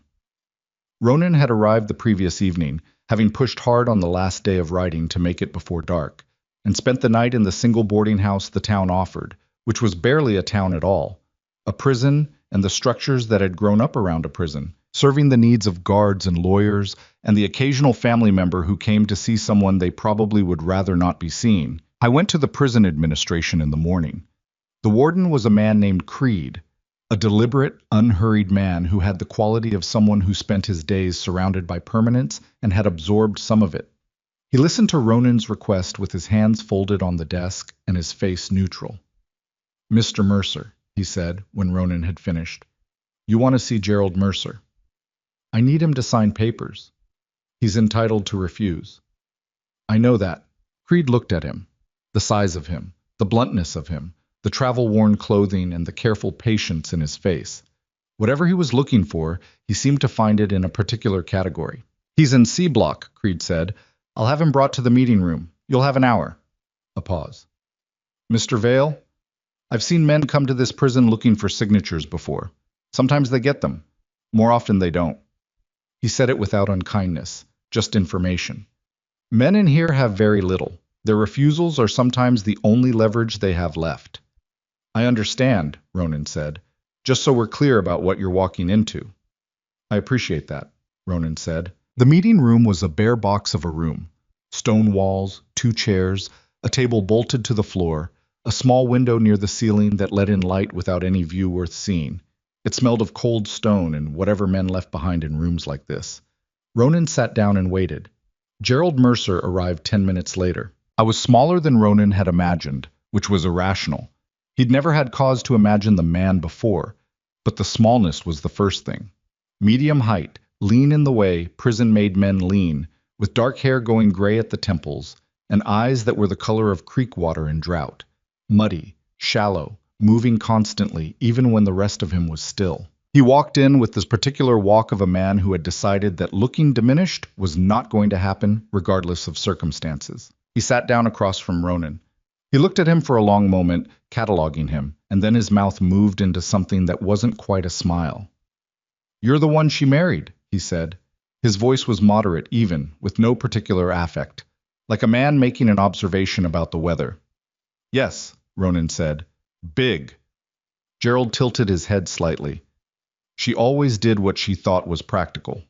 I need you to sign papers, Ronan said, because there was no point in the social formalities with a man like this. They were covering for something else, always, with men like this, and engaging them was how you lost the thread. Divorce papers. Legal termination of your marriage to Evelyn. Gerald Mercer looked at him with those moving eyes. Why would I do that? Because it's the right thing, Ronan said, knowing as he said it that this was the wrong currency with this man. Gerald's almost smile widened slightly. That's not a reason. Because it allows her to live her life without your shadow over it. Also not a reason. Gerald leaned back in his chair with the ease of a man who had nowhere to be. She left. She told people I was dead. She moved on. Got herself a big mountain husband. He looked at Ronan without hostility, without heat. Just that constant, shallow movement in his eyes. What does she need papers for? She's already living like she's free.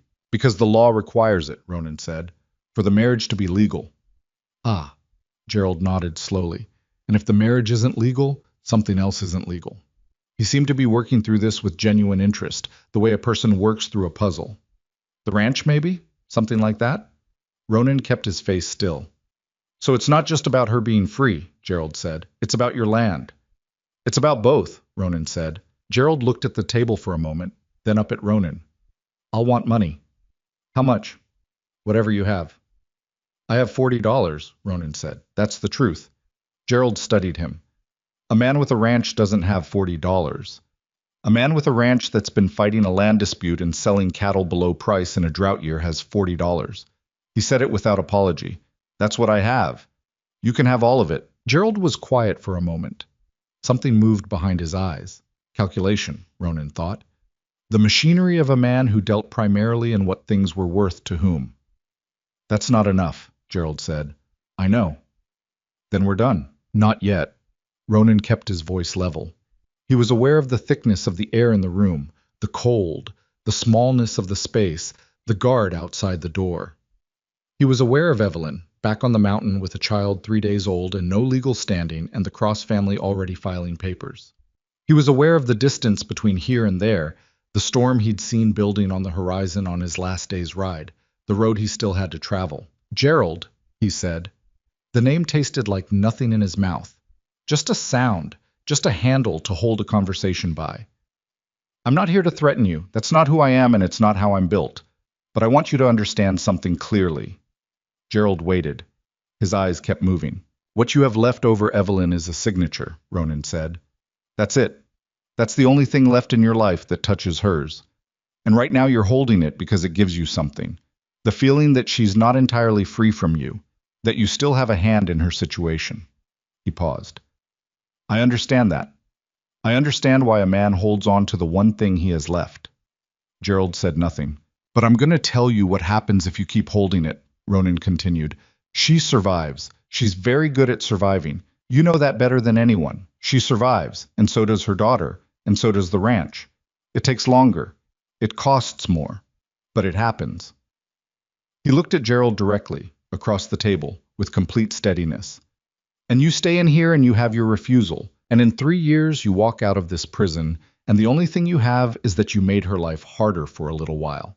That's your legacy with her. That's what you leave behind.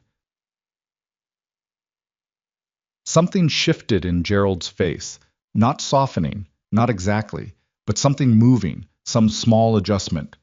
The look of a man who has been handed a mirror he didn't ask for. Or, Ronan said, you signed the papers. You have $40, which is 40 more than you had this morning, and you're done with it, completely done. Whatever she built, whatever she has, you had nothing to do with it, and no part of you is tangled in it anymore. He paused. Some men would find that freeing. Gerald looked at the table for a long time. The room was silent enough that Ronan could hear the wind through the small high window. She was never what I wanted her to be, Gerald said finally. Not with anger, with something closer to tiredness. I kept thinking she'd be different. People generally are what they are, Ronan said. Yeah. Gerald turned his hands over on the table. Prison hands, rougher than they'd probably once been. She's better off, I know that. He said it the way people say things they believe but wish weren't true. I knew it when I left. Ronan said nothing. She ever talk about me? Not more than necessary. Gerald made a sound that might have been a short laugh or might not have been. No, she wouldn't. He was quiet again for a moment. Then, your $40. Ronan reached into his coat and put the money on the table. Gerald looked at it, looked at Ronan. You'd better have brought the papers. I have them. Then get them out. Ronan reached into his coat again. The papers were there, neatly folded, in the oilskin pouch he'd kept them in for 300 miles of winter riding. He unfolded them on the table, smoothed the creases, and turned them toward Gerald. Gerald, read them. He read slowly, deliberately, taking his time, the way men read things when they want to feel in control of how much time they take. Ronan waited. He was very good at waiting. When Gerald finished, he held out his hand without speaking. Ronan produced the pen. Gerald Mercer signed his name in 3 places. His handwriting was neat and old-fashioned, with careful loops, the handwriting of a man who'd learned it young and never lost the habit. He set the pen down, pushed the papers back across the table. "Take care of her," he said. Not warmly, just said it. The way you say a thing when you've run out of other things to say, and it happens to be true. "I intend to," Ronan said. He picked up the papers, folded them carefully, returned them to the oilskin pouch. He stood. Gerald stayed seated, looking at the $40 on the table. "Vale," Gerald said. Ronan stopped. "She deserved better than me." He said it to the table, not to Ronan. "I knew that too. He stopped. "I wasn't a good man." Ronan looked at him, this diminished, prison-thin man with the shallow, moving eyes, and said nothing for a moment. "No," he said finally, not unkindly. "You weren't." He went to the door. The guard opened it. He walked back through the cold stone corridors and out into the bitter clear air of the prison yard, and he did not look back. He had the papers. I was 300 miles from home, and when he reached the edge of the town and looked north toward the mountains, the sky above them was the color of iron, and the storm that had been building for 2 days was already coming down from the peaks, moving south and fast, the kind of storm that closed mountain roads and swallowed travelers, and did not concern itself with anyone's urgency or anyone's need to be anywhere in particular. He tightened the sorrel's girth, checked the oilskin pouch inside his coat, and pointed the horse north. He rode into the storm. The storm hit the mountain in full on the 9th day. Evelyn knew it by the sound before she knew it by anything else. A low, sustained roar in the pines that was different from ordinary wind, deeper, the kind of sound that came from a lot of weather moving fast over a lot of distance. She was up before dawn with May, the baby fussing in that pre-dawn way that was hunger and cold and general dissatisfaction with the world, and she heard the storm coming before she saw it. By the time gray light came through the blue curtains, there was nothing to see outside the window but white. Not snow falling, snow being thrown. Horizontal, driven. The kind of storm that made the difference between outside and inside into a serious philosophical distinction. The thermometer on the porch read 12 degrees and dropping. The wind was doing something to the barn roof that she didn't like the sound of. Agnes came into the kitchen and looked at the window and then at Evelyn and didn't say anything, which was its own kind of communication. "He's still 2 days out," Evelyn said, "at minimum." "In clear weather," Agnes said. "In clear weather," Evelyn agreed. She fed May and put her back in the crib and went to the window and looked at what was outside it, which was genuinely nothing. White, moving, impenetrable. The barn was invisible. The corral was invisible. The road down the mountain was certainly invisible, which meant it was also impassable, which meant that wherever Ronan was right now, he was either sheltering in it or moving through it, and neither of those options was straightforwardly fine. She turned from the window and built up the fire. She started breakfast. She did the things that could be done, because the things that couldn't be done weren't worth standing at the window thinking about. "Evelyn?" Agnes said from the table. "I'm fine," Evelyn said. "I didn't say you weren't." "You were about to." Agnes folded her hands on the table. "I was going to say that he knows this mountain better than anyone. He's survived 12 winters here. He knows what to do in a storm." "He's not on the mountain right now," Evelyn said. "He's on a road somewhere between here and Harmon's Bluff, which means he has lower passes and less elevation to deal with." This was true. She was aware of it. She was also aware that the road between the mountain and Harmon's Bluff crossed 2 river valleys and 3 exposed ridgelines, and that a storm this size would not be selective about which parts of the territory it was hard on. "Make me useful," she said. "Tell me something I can do." Agnes thought for a moment. The cattle will need feed pushed to the windbreak side. I can't do it alone. The hay bales are too heavy for me. I can do that. Your back? My back will manage." She turned from the stove. "I'll take the north side. You take the east." Agnes looked at her for a long moment. The evaluating look of a woman who had known Evelyn for years and knew exactly when to argue and when the argument was already over. Dress warm, she said. The work outside was brutal and clarifying in the way that brutal physical work in bad weather tends to be. It drove everything else into a small, quiet back room of the mind, and filled the front of it entirely with the immediate. The weight of the hay, the footing in the snow, the angle of the wind, the cattle pressing against the windbreak fence with their breath steaming and their eyes patient in that specific bovine way that suggested they had opinions about the situation but had accepted that no one was asking. She worked until her arms ached and her face was numb. And then she worked a little more, because the cattle needed the feed, and because she had promised herself a long time ago that she was not going to be the kind of person who stopped before the thing was done. She came back inside and stood dripping at the back door, and her hands shook slightly when she pulled off her coat, which she did not comment on, and Agnes did not comment on either, handing her a cup of coffee instead. "Sit," Agnes said. She sat. May was awake in the crib, making the focused, interested sounds of an infant examining her own hands. Evelyn looked at her daughter across the room and felt the particular love of the exhausted. Not sentimental, not soft, just complete, an absolute recognition of what mattered. "He'll come back," Agnes said. "I know. You've been saying that for 4 days, and it keeps getting tighter when you say it." Evelyn wrapped both hands around the coffee cup. "He'd better come back," she said. "We have too much unfinished." Agnes gave her a look that had a smile in it somewhere underneath the concern. "That's a new way to put it." "I mean the legal situation," Evelyn said. "The papers, the court case." "Of course you do," Agnes said, with a serenity that was entirely unconvincing. Evelyn looked back at May and didn't dignify this with a response, which was itself a response, and they both knew it. The storm lasted 2.5 days. She moved through them on routine and stubbornness, which had always been her two most reliable resources. She cooked. She cared for May. She kept the fire. She fed the cattle twice a day in conditions that were, by the second day, actively trying to discourage her. And she did it anyway because the cattle didn't have another option, and neither did she. At night, she lay at the bed that was Ronan's, that smelled of him, pine resin, and something underneath that she'd stopped analyzing, and listened to the storm talk to the roof, and did not sleep well and didn't expect to. On the third morning, the wind dropped. The sky cracked open toward the west and let through a bar of pale blue that widened over the course of the morning into something that could cautiously be called clearing. The temperature was still savage, the snow piled against every surface in dramatic sculpted drifts, but the worst of it had moved on. She went out on the porch that afternoon and looked down the mountain road. It was buried, not impassable.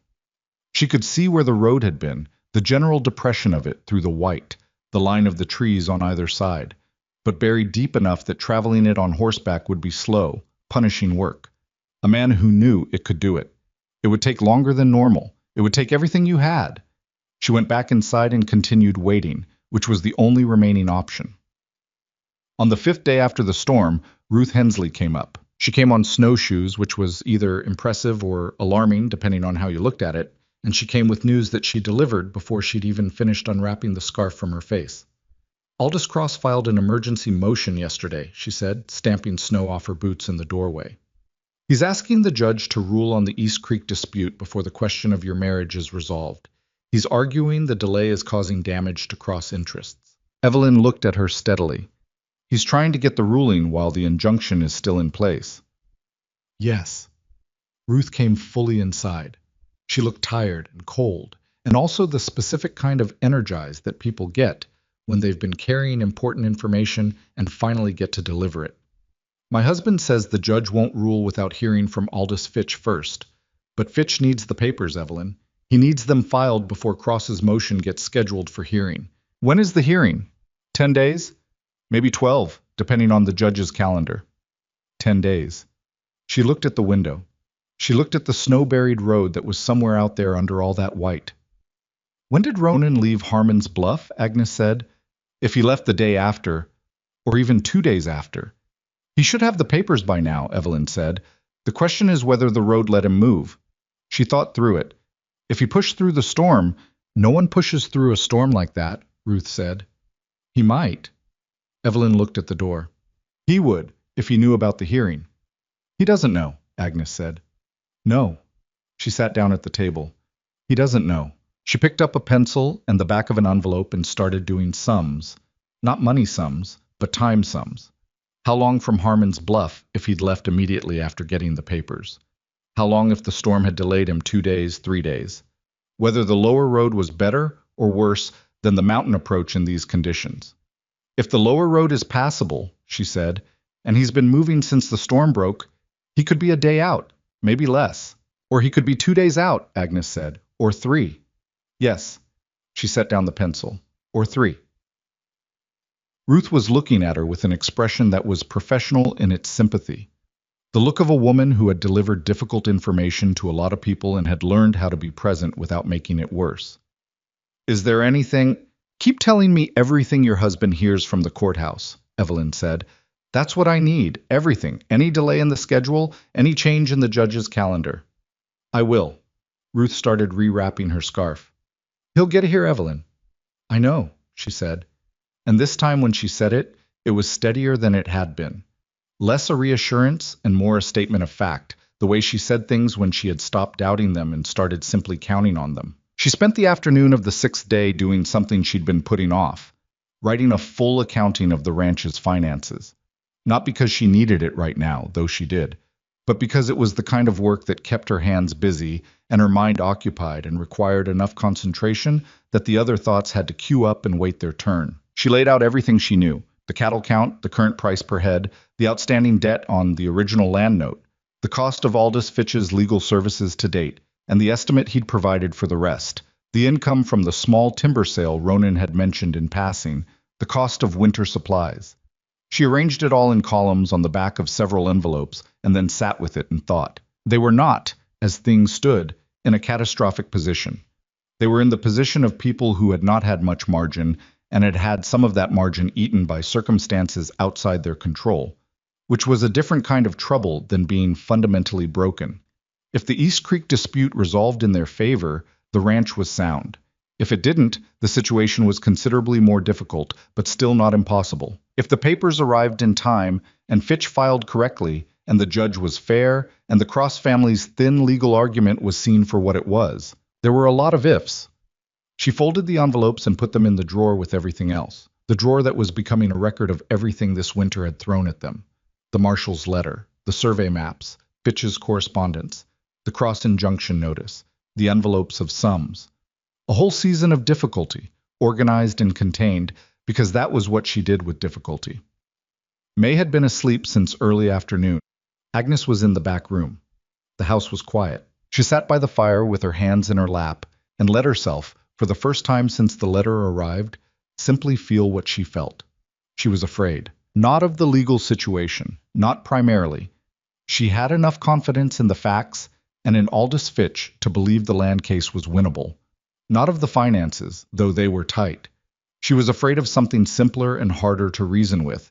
She was afraid that the storm had been bad, and the road was bad, and something had gone wrong out there in the wilderness between here and where she was. And she was sitting by this fire in this house on this mountain that had his shape everywhere in it, and she did not know. That was the thing she couldn't organize or account for. The not knowing. She had spent 6 years married to a man who made not knowing a weapon, not knowing when the temper would turn, not knowing what version of him would come through the door, not knowing which of her actions on a given day would be the wrong one. She had gotten very practiced at the armor of not knowing, the way you reinforced yourself against it. But this was different. This was not knowing applied to someone she had started, in the quiet and specific way of people who don't do things dramatically, to care about deeply. Someone who had put the photograph on the mantelpiece and kept the lavender alive and held a newborn child with hands that knew exactly how careful to be. Someone who had ridden 300 miles into winter to fix a problem that started with her, because that was who he was. Because once Ronan Vale decided something was his responsibility, it remained so regardless of the cost. She looked at the photograph on the mantelpiece. Clara and Edmund and their parents, the stiff portrait, the faces that held everything that had been lost. He's coming back, she said to the room, to herself, to no one. He's just slow. She went to bed at 9 o'clock and slept, finally, properly, the way you sleep when your body has simply stopped accepting alternatives. She woke at 2 in the morning to the sound of a horse. For a moment she lay still, not certain she'd heard it. The way sounds at night had uncertain reality, until you'd been awake long enough to trust your own senses.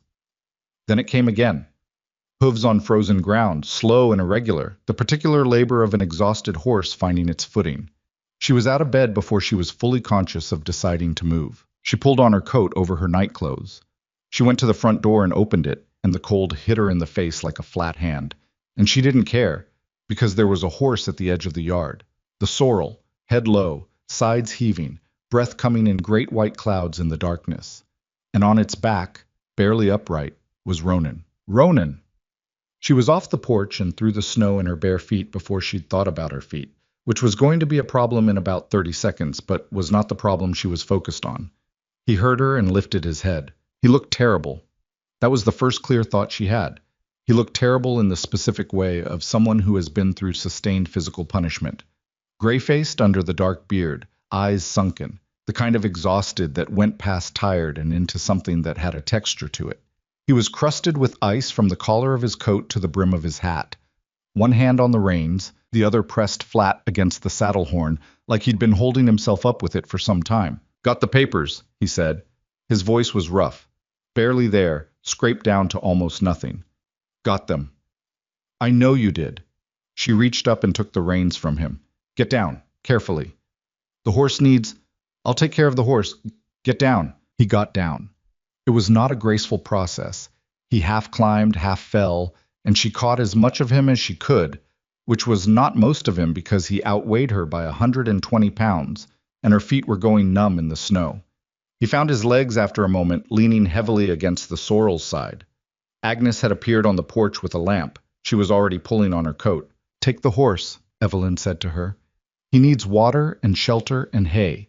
The barn, the big stall." Agnes came down and took the reins without a word. Evelyn put her arm around Ronan's side. Useless, structurally, given the size differential, but present, and walked him toward the house. "Your feet," he said, looking down. "My feet are fine." "They're not fine. You're barefoot in the—" "Ronan, walk." He walked. She got him through the door and into the main room and pushed him into the chair nearest the fire, the larger of the two, and went immediately to the hearth and built it up.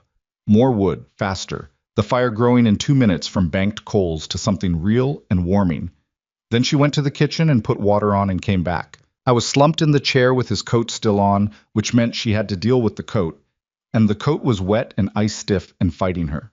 She worked it off him one arm at a time while he tried to help and mostly got in the way, and underneath it he was in no better state, the shirt damp through, the cold in him bone deep in the way it got when you'd been out in it too long, and the layers had stopped doing their job. "How long were you riding?" she asked, pulling a blanket off the back of the chair and wrapping it around his shoulders. "Not sure." He put his hands toward the fire. They were shaking.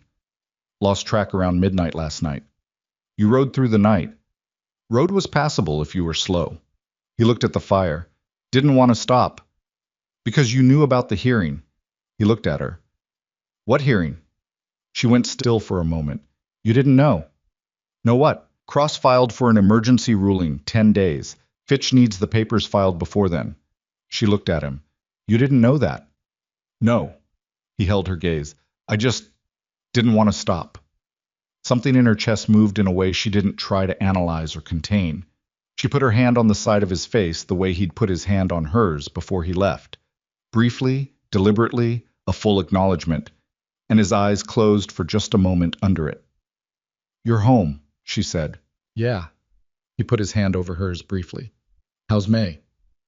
"Furious about everything, as usual. Sleeping right now." She stood up. "The papers. Where are they?" He reached into his coat with effort. The coat was on the floor. She hadn't noticed him pick it up, and pulled out the oilskin pouch. He held it out to her. She took it, opened it. The papers were dry. Whatever else had gotten wet on the road back, he'd kept these dry. She unfolded the top sheet and found Gerald's signature in 3 places, the neat, old-fashioned loops she'd seen on their marriage certificate once, and would have recognized anywhere.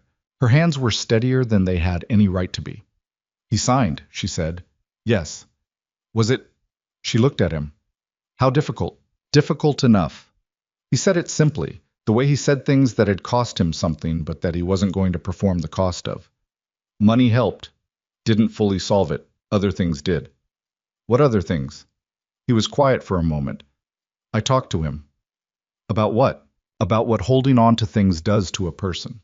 He looked at the fire. About you. About what you deserved. He paused. About what kind of legacy a man leaves with the only person who's ever going to remember him honestly. She looked at her former husband's signature on the paper in her hands and thought about the kind of man he had been and the kind of man he had failed to be, and the conversation that had apparently, somehow, moved him to put his name on this line, and she felt something she hadn't expected to feel. Not gratitude toward Gerald, nothing that clean, but something that was close to completion. A door, after years, fully closed. Thank you, she said to Ronan, for what you said to him. I meant it, Ronan said simply. She folded the papers back into the oilskin. I need to get this to Fitch by tomorrow morning. Can you ride? No, he said, with a flat certainty that told her exactly what the road had taken out of him. Not tomorrow. Then I'll go.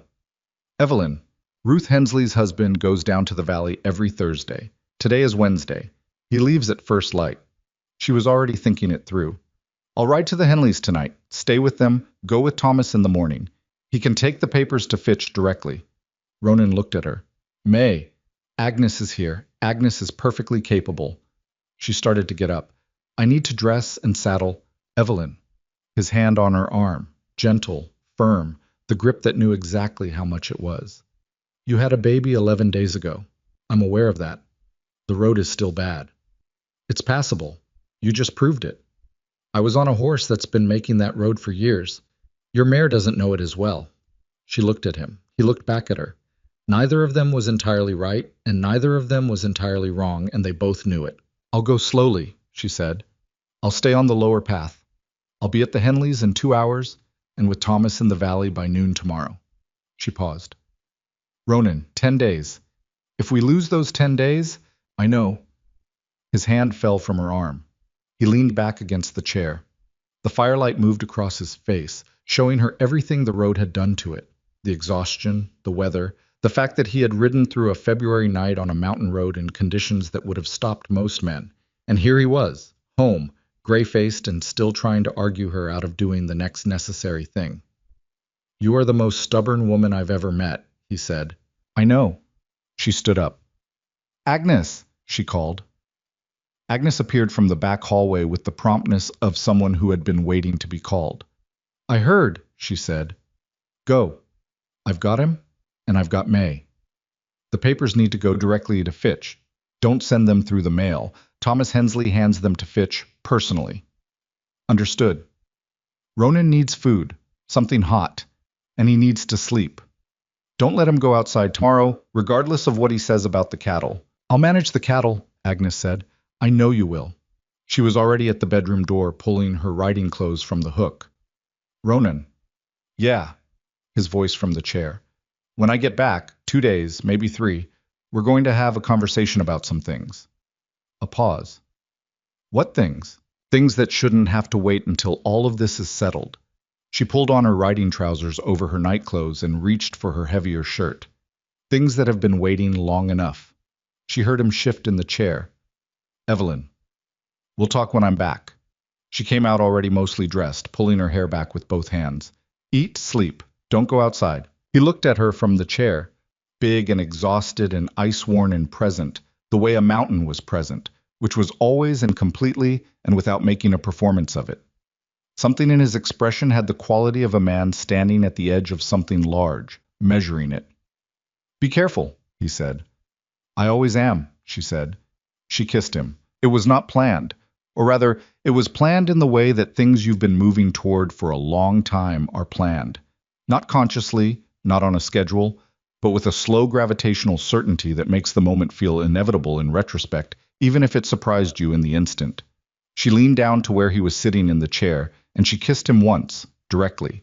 And he was still for 1 second, and then his hand came up to the back of her head and he kissed her back. And it was nothing like a first kiss because it had the weight of 5 months behind it. When she pulled back, his eyes were open and looking at her with an expression that was not complicated at all.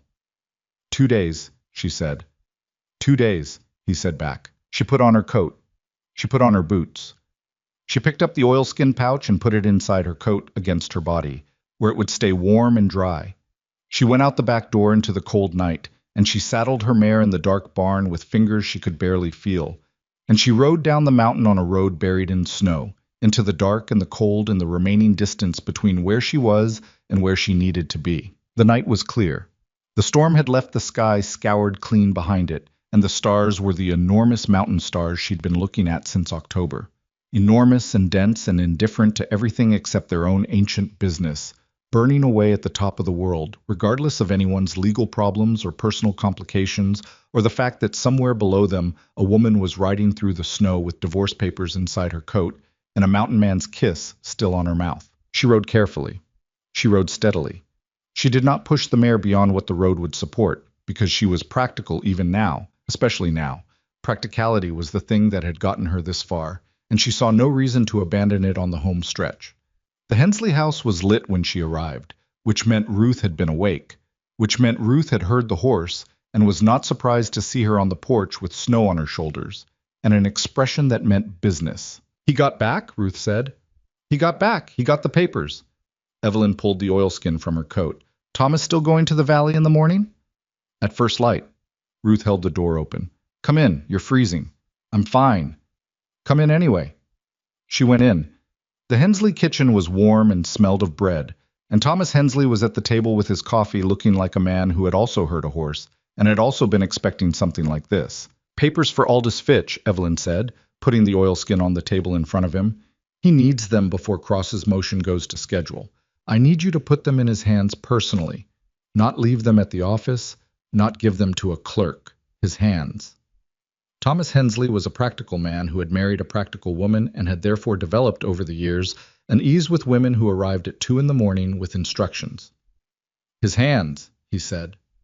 "All right. And tell him the marriage was dissolved legally before a correctional officer witness at Harmon's Bluff Territorial Prison. The warden's name is Creed. He'll have record of it. I'll tell him. And tell him we need the injunction lifted and the East Creek case ready to hear before the 10th. He'll know what to do." Thomas looked at his wife with an expression that said something like, "You were right about her." Ruth, who had clearly been saying things about her to Thomas, looked back with an expression that said, "I told you." "Ruth," Evelyn said, "can I stay the night?" "I've already got the room made up," Ruth said, already turning for the hallway. "We heard Ronan's horse go past hours ago, and I thought someone would need to sleep here tonight." Evelyn looked at her. "You heard him go past?" "Middle of the night, moving slow." Ruth stopped in the hallway and looked back at her. "I knew it was him. Nobody else would be out there. And you wasn't my place to stop him." Ruth's face had something in it that Evelyn didn't immediately know how to name.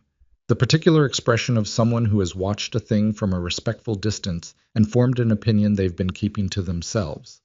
He had somewhere to be. Evelyn stood in the warm kitchen for a moment, holding that. "Come to bed," Ruth said. "Thomas will get the papers to Fitch. You need to sleep." She slept. She slept in the Henleys' spare room under 2 quilts, in the deep, complete way she had slept in the first nights on the mountain. The sleep of someone who has stopped bracing and let down the guard and trusted, despite everything, that the thing on the other side of sleep will still be there in the morning. She dreamed of nothing, which was, after everything, exactly what she needed. She rode back up the mountain the next afternoon, when Thomas had long since ridden for the valley, and the sky was the high, thin blue of a clear February day, and the road had dried enough in the cold sun to be passable at a reasonable pace. The snow was still deep on either side, and the pines held it in their arms the way they always did after a storm, heavily, patiently, waiting for the thaw that would come when it came and not before, she thought, on the ride back, about what she'd said to Ronan before she left. Things that have been waiting long enough. She wasn't entirely sure what she'd meant, or rather, she was sure what she'd meant and was less sure what to do with it. There was the practical matter still ahead, the court hearing, the land case, the remarriage that would need to happen once the divorce papers were properly filed and the legal standing was clear. There were real and concrete things to address, but underneath the practical things was something that had been building since November, since blue curtains and griddle cakes, and a spring that ran year-round and a photograph moved from a backroom shelf to a mantelpiece. Something that had been building since a cold kitchen table and 2 hands holding each other in the failing afternoon light, and a man who had ridden 300 miles in February on no more justification than "I didn't want to stop." She was not a woman who said things she didn't mean. She was not a woman who kissed men on impulse. She had meant it. She was going to have to say more, eventually. She was going to have to find the words for what the last 5 months had done to her, which was going to take some work because she was not naturally a person who found those words easily. Ronan would not find them easily either. They were probably going to be awkward about it, both of them. She said the wrong thing when she was emotional, and he said too little when he was affected, and together they would make a reasonably clumsy job of an important conversation. But they would have it. That was the thing she was certain of. They would have it because they had gotten good. Over 5 months of mountain winters and legal disasters and a baby born at 4 in the morning and fence rails passed hand to hand in October sun, at being honest with each other when it mattered. Not gracefully, not perfectly, but honestly, which was, she had learned, the thing that mattered most. The ranch appeared at the bend in the road. It was the same sight she'd seen on that first October afternoon. The log house, the barn, the corral, the meadow dropping away toward the creek. But not the same. Changed in the way places change when they become yours. When the shape of them has worked its way into your daily existence, and the sight of them gives you something you don't have a word for, but know immediately by feel. The smoke was going from the chimney. Agnes was in the yard, hanging something over the corral fence. She looked up and raised a hand. Evelyn raised her hand back and rode to the barn. She unsaddled the mare and brushed her down and made sure she had water and hay, which took longer than she was patient for, but which needed doing. Then she walked across the yard to the house, her boots loud on the packed snow, and opened the back door. The kitchen was warm. The fire was built up. There was something on the stove. Ronan was sitting at the table. He looked better than he had at 2 in the morning. He had slept, clearly, the death sleep of the genuinely depleted. But he still had the look of a man the road had worked over thoroughly, and he was moving carefully, the way you moved when things that don't usually hurt had started to. He looked up when she came in. "Papers?" he said. "With Fitch by noon," she said. "Thomas Hensley hand-delivered." Something in him eased back. "Good." He said he'd file the response to the injunction today and the motion for the East Creek case by the end of the week. He thinks we have a strong position. We do have a strong position. We have an excellent position and an original survey that says so. She took off her coat, hung it on the hook. "How are you feeling?" "Better than last night." "That's not a high bar." "No." He almost smiled. The corner of his mouth moved. "Better than last night, and improving." She sat down across from him. The table between them, the same kitchen table where they had done their first real talking, made the first real plans, held each other's hands in the dark before he rode away. "You said," he started, then stopped, looked at his hands on the table. "Last night, before you left, you said there were things that needed saying." "I did. I've been thinking about that." He looked up at her. The gray eyes, the same gray she'd seen across a smoky saloon in October, the color of deep granite, the color that absorbed light. "I'm not good at this kind of talking." "I know," she said. "Neither am I." "I've been—" He stopped again. The particular stop of a man who has had the words ready and is now not sure they're the right ones. "Since November. Since before that, maybe. I've been—" "Ronan," she said. "Yeah, I know." She looked at him directly, across the table, in the plain morning light of the kitchen they had made between them. "I know what you've been. I've been the same." He was quiet for a moment. The stove ticked. Outside, Agnes said something to the mare, some low, comforting sound. "The marriage," he said. "We'll have to do it again, properly, once Fitch files." "Yes. In town this time, the right way. Not—" He paused. "Not the way it was done before." She thought about the 11-minute ceremony in the justice's office, the cord in her hair, the ring too large on her finger. "The way it was done before got us here," she said. "I don't regret it." "No." He looked at her. "Neither do I." A pause. "I want it done properly, so there's no question, so it means what it should mean." "What does it mean?" she said. "To you." He held her gaze steadily. This man who had been alone for 12 years on a mountain because the world had taken everything that made it worth not being alone, who had kept a photograph face down in lavender alive and left small things for her to find without announcement, and ridden 300 miles in February because she needed him to. "It means I'm not alone anymore," he said. "If you'll have me, really have me. Not as a practical arrangement." She looked at him for a long moment. I rode down a mountain in the middle of the night with your divorce papers inside my coat, she said. I've been giving you orders since November and you've mostly listened. I kissed you at 2 in the morning before riding out in the dark. She raised an eyebrow slightly. How practical does any of that seem to you? The corner of his mouth moved again. The almost smile, the quiet one, the one she had come to understand was his best and most genuine version. Not very, he admitted. No. She reached across the table and put her hand over his, the same as she had before he left. Not very. His hand turned under hers and held on. Outside, the mountain was what it always was, vast and patient and keeping its own counsel. The snow was beginning to melt at the edges of the south-facing roof, the first slow drip of something softening that had been hard for a long time.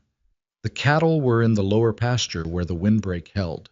The lavender on the south side of the barn was buried, but it would come back. It always came back, he told her that himself. Spring was still weeks away. The court hearing was still ahead. The remarriage, the legal paperwork, the Valley's opinion, the Cross family and their lawyers and their ambitions. All of it was still there, waiting in the queue of things to be dealt with. But right now, in this kitchen, in this house on this mountain, Evelyn Vale held her husband's hand across a table in the morning light, and Ronan Vale held hers, and neither of them let go. Aldous Fitch was, as it turned out, exactly the right kind of lawyer. Not the kind that filled rooms with impressive talk and sent long letters full of language that meant less the closer you looked at it. He was the other kind, the kind that arrived at the county courthouse in Hartley on a Tuesday morning with a manila folder, a calm expression, and documents that said exactly what they needed to say in the fewest possible words. He filed the divorce dissolution first, the petition for injunction removal second, and the motion establishing the Vale Ranch's legal standing third, all before noon, all in the correct order, with the warden's witness confirmation from Creed at Harmon's Bluff attached as supporting documentation. The Cross family's emergency motion for early ruling on the East Creek dispute was denied the following Thursday. Evelyn found out from Ruth Hensley, who sent word up the mountain with Thomas and a jar of apple preserves, because Ruth Hensley operated on the principle that good news deserved something sweet to go with it. The note was short. Fitch filed. Cross motion denied. Injunction lifted. East Creek hearing set for March 14th. Come down when you can. She read it at the kitchen table with May in her lap. May, who was 3 weeks old and had opinions about the speed at which she was being fed that she expressed with considerable volume, and looked up at Ronan, who was standing at the stove, and handed him the note.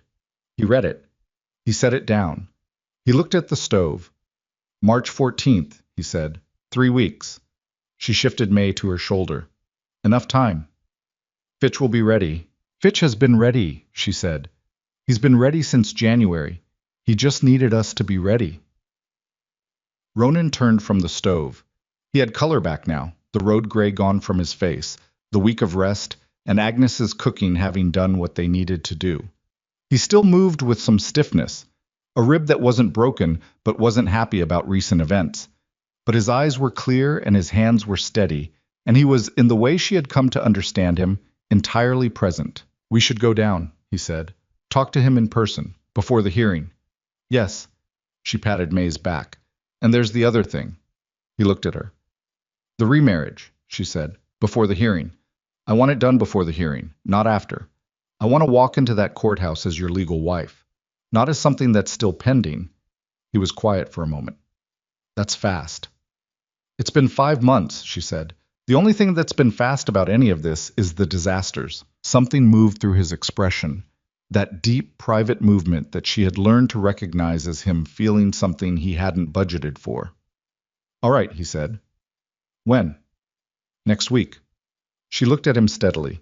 If you're... Yes, he said. The way he said things when they were already decided. She nodded. May made a sound of protest against her shoulder and she resumed patting. I'll write to Ruth. Ask her to arrange it. He went back to the stove. Ronan, she said. Yeah, this time I want witnesses who actually want to be there. He looked over his shoulder at her. The corner of his mouth moved. I'll see what I can do. She wrote to Ruth that afternoon, May finally asleep in the crib, and the house quiet enough to hear the creek running somewhere under the snow. Still running, as it always ran, because it was Vale Creek, and it went where it went regardless of what anyone filed with the county. The ceremony happened on a Thursday in the first week of March, in the main room of the Hensley house, because it was larger than the justice's office, and because Ruth Hensley had decided it was happening there and had communicated this in a tone that left no room for alternate proposals. It was not a large gathering. Ronan had not wanted large, and Evelyn had not pushed for it, because neither of them were people who needed an audience to make something real. But the room held Agnes Purcell, who cried and denied it afterward with great conviction. Thomas and Ruth Hensley standing together with the ease of 20 years of marriage between them. The schoolteacher's wife, whose first name Evelyn finally used, Eleanor, who had brought a cake that was 3 layers and slightly lopsided, and was the finest thing anyone had eaten on that mountain since October. The widow from the laundry, whose name was Harriet Crane, who arrived in her best dress and said very little and witnessed everything with sharp, appreciative eyes. And one man from the valley below who had apparently told Ronan in the fall that he'd come if ever there was an occasion worth coming for, and had made good on it. May was present in the blanket she'd been born into, held by Agnes, sleeping through the entire proceeding with characteristic indifference to anything that wasn't directly about her. The justice of the peace this time was a woman, which surprised Evelyn mildly and pleased her considerably. A Judge Marion Cole who rode circuit through 4 counties, and had the manner of someone who had married people in all conditions and all weather and was long past being sentimental about it, while remaining entirely clear on why it mattered. She read the vows. They were the same words as before, the same words they'd said in 11 minutes in a tobacco-smelling office in October, but they landed differently this time. Not because the words were different, because the people saying them were. When Ronan said "I will" in his low, undemonstrative voice, looking at her directly with those granite eyes, she understood that he meant it. The way she'd come to understand everything, he meant things, completely, without performance, with the full weight of a person who didn't say what he didn't mean, and therefore meant everything he said. When she said it back, she felt no gap between the word and the fact. Judge Cole declared them married, and Eleanor Hensley started clapping before the words were fully out, and Agnes abandoned the pretense of not crying, and May woke up and immediately expressed a strong opinion about the sudden noise that required Evelyn's attention before anything else could happen. "Congratulations," Ronan said to her quietly while she was settling the baby. She looked up at him. "That's a strange thing to say to your own wife." "I don't know the right thing to say." "Neither do I." May quieted against her shoulder. "Does it matter?" He looked at her for a moment. "No," he said. "It really doesn't."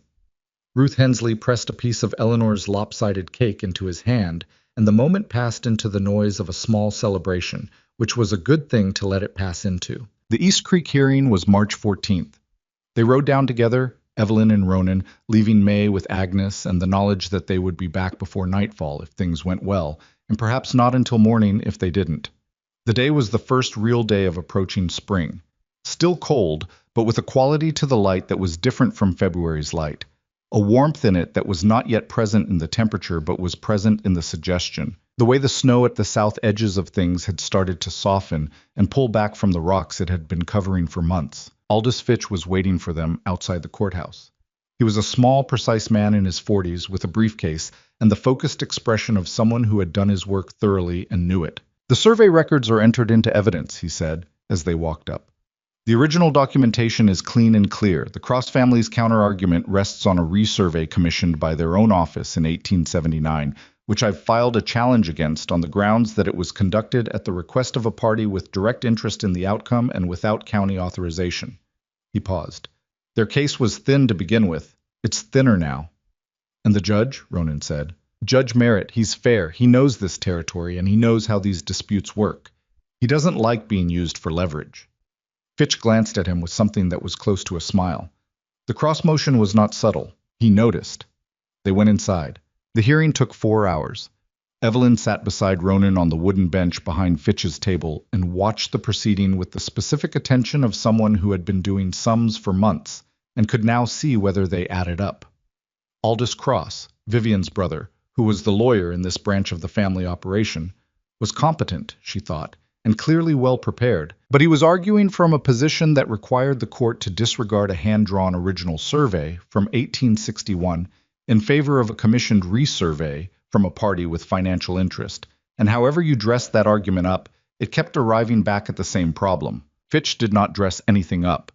He simply laid the original survey on the table, established its provenance through the county assessor's records she had written for in October, and pointed to the boulder outcrop notation that put the creek fork clearly inside Vale land. He did this in 23 minutes. Then he sat down. Aldous Cross argued for 45 minutes. He was thorough. It didn't help. Judge Merritt recessed it for lunch and came back with his ruling already written, which told you something about how long he'd needed to think about it. The East Creek and all water rights associated with it were established as Vale land, consistent with the original 1861 county survey. The Cross resurvey of 1879 was found to be improperly commissioned and without legal standing. Court costs were assessed to the Cross family. It was done in 3 sentences. Evelyn sat very still for a moment after the gavel came down. Then she looked at Ronan beside her. He was looking at the front of the room with the expression of a man processing something he has been holding against for so long that its resolution feels less like relief and more like the physical sensation of a held breath released. Sudden, full, slightly disorienting. "Ronan," she said. He turned to her. "It's done," she said. He nodded once, slowly. "Yeah," he said, "it is." She put her hand through his arm, and they sat like that while Fitch gathered his papers, and the courtroom emptied around them, and the afternoon light came through the courthouse windows in long, pale bars that caught the dust in the air and made everything inside them visible. Walter Cross passed them on the way out. I was an older man than she'd imagined. Heavy, red-faced, with the tight expression of someone who had lost and was not accustomed to it. He did not speak to them.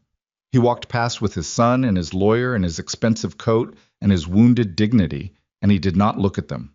Vivian was behind him. She looked at them both, at Ronan, at Evelyn, at the way Evelyn's hand was through Ronan's arm, and her face did something complicated that Evelyn had not expected and could not quite read. Not the cold green composure she'd shown in the general store in November. Something more human than that, and more tired. The face of a woman who had wanted something for reasons that were partly her father's and partly her own, and had lost it in ways that had nothing to do with what she'd done and everything to do with what she'd chosen not to do years ago, when it was still a choice. She looked at Evelyn for a moment, just looked. Then she walked out with her family, and the door closed behind her. And that was the last Evelyn saw of Vivian Cross for a very long time. They rode home in the late afternoon, the road rising as it always rose, the pines thickening as the elevation climbed, the air going sharper and cleaner with every 100 feet of altitude. The light was going golden, the first gold light she'd seen since October, the real spring gold, carrying warmth instead of just suggesting it. Ronan rode beside her without speaking for a long stretch. Then he said, "I've been thinking about the north pasture." She glanced at him. "What about it? If we fence the east corner properly, the corner by the creek, we could run more cattle through there in summer without overgrazing the main meadow, maybe 30 more head." He was looking at the road ahead, talking the way he talked about ranch things, practically, with the focused specificity of a man who had been planning things in his head for a long time. It would mean building out the barn by one more bay, another winter's work. She looked at him, at his profile against the pines, the hat, the heavy jaw, the hands easy on the reins now that the road was familiar and the horse knew it. This man who had just won a 2-year legal battle and whose first response to winning was to think about what he was going to build next. 30 head, she said. At current prices, that's better than selling low in a drought year, he said. If we hold them through to fall, when the price comes back, we'd need to get through summer first. We'll get through summer. She looked at the road, the mountain above them. The ranch somewhere up there, invisible through the pines, but there, solid, real, holding itself together the way it had been holding itself together for 12 years, and would continue to hold itself together because they were going to make sure of it. "All right," she said, 30 head, and the barn bay. "And the garden," he said, "the south side. It's better soil than where you started, bigger too." She looked at him again. "When did you decide this?" "October," he said. She stared at him. "October. When you planted the lavender." He kept his eyes on the road, but the corner of his mouth was doing that thing. "I thought, if she's planning for next spring, then she's planning to be here next spring. And if she's planning to be here, you could plan around her," she said. "Around us," he said. "I thought I could plan around us." She looked at him for a long moment. At this man who had made plans for spring in October without telling her, without knowing if she'd stay, on the slim evidence of a clay pot of lavender planted in turned earth. who had decided to build around her presence before she'd had any idea she was becoming something he was building around. "You could have said something," she said. "I didn't know how it would come out." "And now?" He glanced at her, but now it came out. She shook her head slowly. "You are the most infuriating man," she said, but not in a way that meant infuriating. He seemed to understand this because he didn't apologize. They came around the last bend in the road, and the ranch appeared, the same as it always appeared. The log house, the barn, the corral, the meadow. But with the smoke going from the chimney and a lamp lit in the kitchen window, because Agnes was there with May, and Agnes kept things lit and warm. It looked, in the late afternoon gold, like something a person had worked to build and meant to keep. It looked like home. She had not called it that out loud yet. It was one of those words she'd been careful with, the way you're careful with words that have been used wrong before and need time to be right again. Home had meant something that closed around her badly.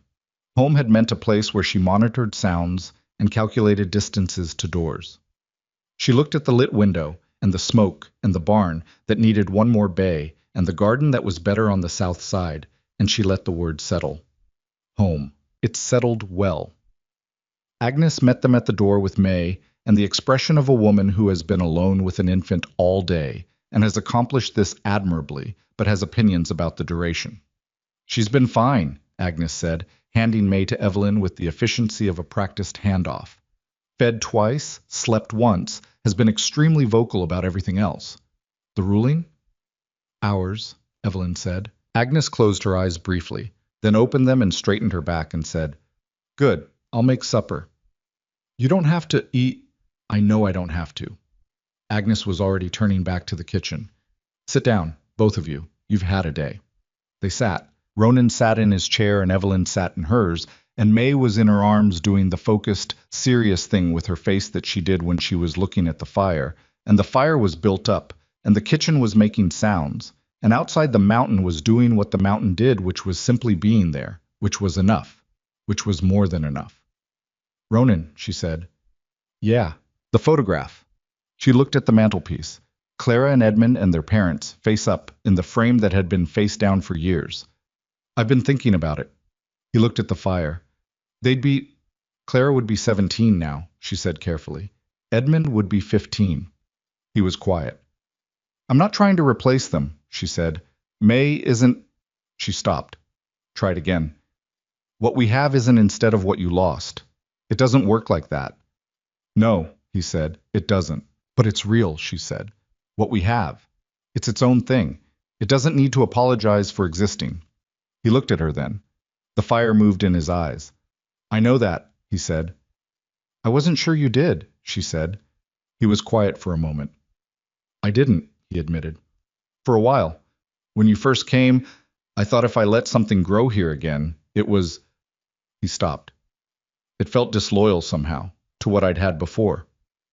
"And now?" "Now I think they'd have liked you," he said. "Clara would have followed you everywhere. She liked strong women." His voice was steady, careful with the memory, treating it the way you treat something fragile, not because it would break, but because it deserved that care. Edmund would have been suspicious of anyone new and then completely won over by the time he admitted it. He was like that. She smiled. She couldn't help it. How long before he admitted it? Ronan thought about this seriously. "Christmas," he said. "If you arrived in October, by Christmas." "That's fast." "He was a fair boy," Ronan said, "even when he didn't want to be." She looked at the photograph, then at May, who had fallen asleep against her arm, with the completeness she brought to everything. "Tell me about them," she said. "Tell me things. Not just what happened. Tell me what they were like. What Edmund was suspicious about. What Clara followed people for." She looked at him. "They were here. They were part of this place. May should know about them someday." Something in Ronan's face changed entirely. It was not breaking. It was the opposite of breaking. It was the face of something that had been held carefully closed for a very long time and was, finally, being allowed to open. "Edmund was afraid of horses until he was 5 and then suddenly wasn't," Ronan said. "Nobody knows what changed. He just walked out to the barn one morning and got on and rode around the corral like he'd been doing it for years." "And you watched?" "I watched from the fence." The corner of his mouth moved. "Nearly fell off." She settled back in her chair with May sleeping on her arm, and Ronan talked, and the fire burned, and Agnes moved quietly in the kitchen, and outside the mountain held them all in its large, impassive, entirely reliable way. This was the thing she had come to understand about that mountain over the course of one winter. It didn't offer comfort, not exactly, not in any warm or personal sense. It simply continued. It was there in the drought, and in the storm, and in the bitter cold, and in the gold light of an early spring afternoon, and it did not arrange itself around anyone's difficulty or anyone's joy, but it held everything that happened on it with the same unqualified permanence. People needed that. More than they admitted, more than they asked for, people needed something that simply continued. She had found that here, on this mountain, in this house, in this man who was the least demonstrative and most consistent person she had ever known, who showed up for the cattle in the cold, for the fence in October, for 300 miles of winter wilderness. Not because it was easy, but because showing up was what he was built for. Who had been alone for 12 years, not because he wanted to be, but because the world had taken things from him, and he had stayed in place and kept living, which was its own form of extraordinary courage, even if no one had called it that. She had found it in herself too. Not the courage she'd always had, the practical courage of doing what needed doing, but something deeper, the kind of courage that let you plant lavender and turned earth in October, and call it a plan for next spring. The legal papers were filed and done. The East Creek was theirs. The ranch was solid. The baby was healthy and opinionated. The man across the fire was her husband in every sense that mattered, and several senses that were now also legally confirmed. None of it had been easy. None of it had been smooth. They had made it through on stubbornness and practicality and the willingness to hold each other's hand across a kitchen table when the light was failing and the situation was genuinely bad. And that was not a glamorous thing to have in common. But it was, she thought, the most real thing two people could have. Word came down from the mountain slowly, the way word always came down from mountains, carried by people passing through, repeated in the general store, added to and amended and refined by the natural process of community information.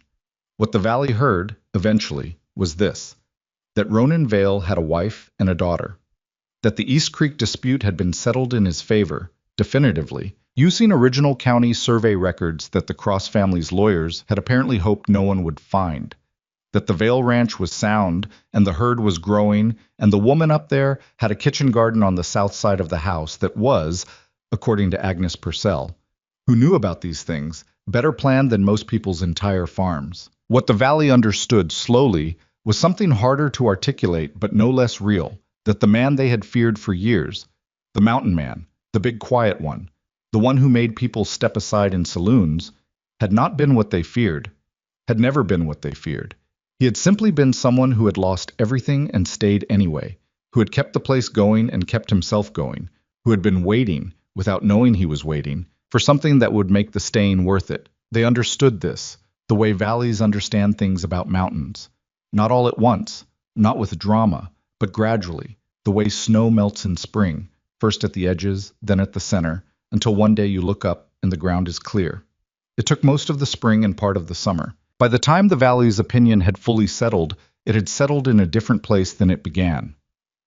People who had given Evelyn the wide-eyed look in the general store began instead to stop and ask after May, after the garden, after the cattle count.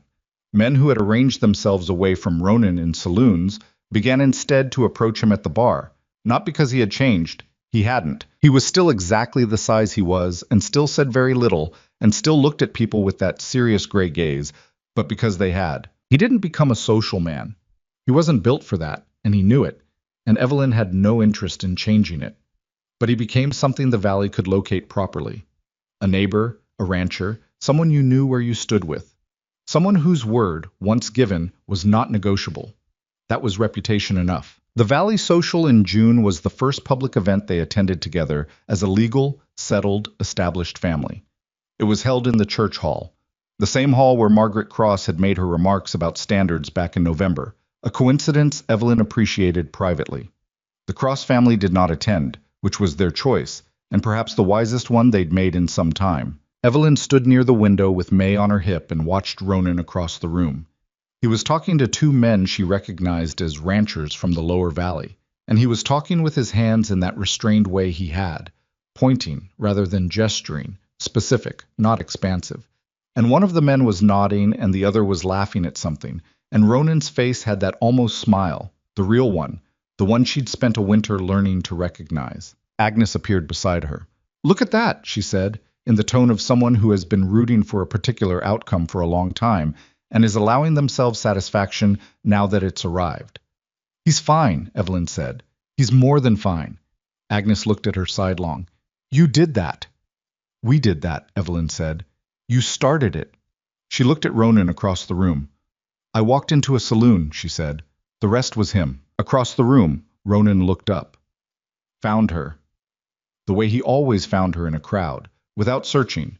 The way you find the thing you're already oriented toward. He held her gaze for a moment, and she raised an eyebrow slightly. "You doing all right?" And he gave her the smallest nod. "Yes," and turned back to his conversation. May grabbed a fistful of Evelyn's hair and pulled, which redirected her attention immediately and completely. "Ow," she said, with feeling. "She's determined," Agnes said.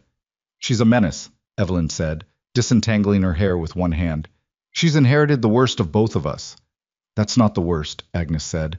"That's the best." She looked at her daughter, this small, serious, brown-eyed person who had arrived on a mountain in February during a legal crisis and a snowstorm and had proceeded immediately to have opinions about everything, and thought that Agnes was probably right about that, which was slightly alarming and largely wonderful. Summer came fully to the mountain in the way it came.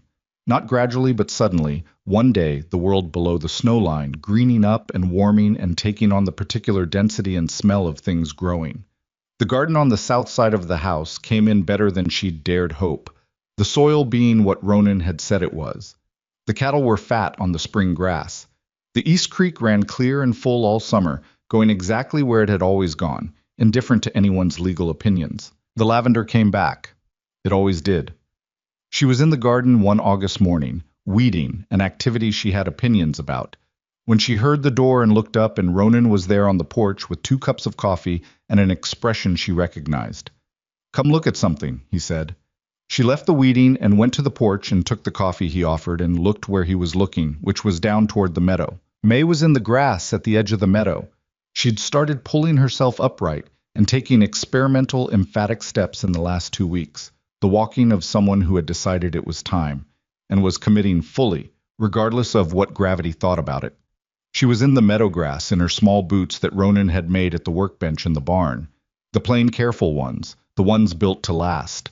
She was looking at a cow. The cow was looking back at her with the massive, mild patience of cattle for things that were smaller and more energetic than themselves. May reached out and grabbed a fistful of the cow's nose.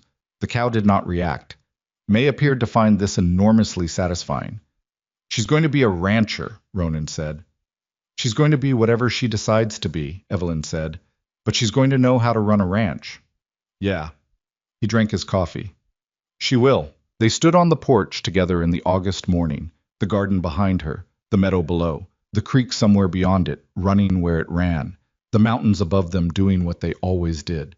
And the sun came up over the eastern ridge and lit everything, the grass and the snow still on the highest peaks, and the log walls of the house they had made into something worth keeping. She thought about what she'd been when she rode into Black Hollow on a bad mule with 40 cents, in a desperation so complete she'd been willing to walk into a saloon and ask a stranger to marry her.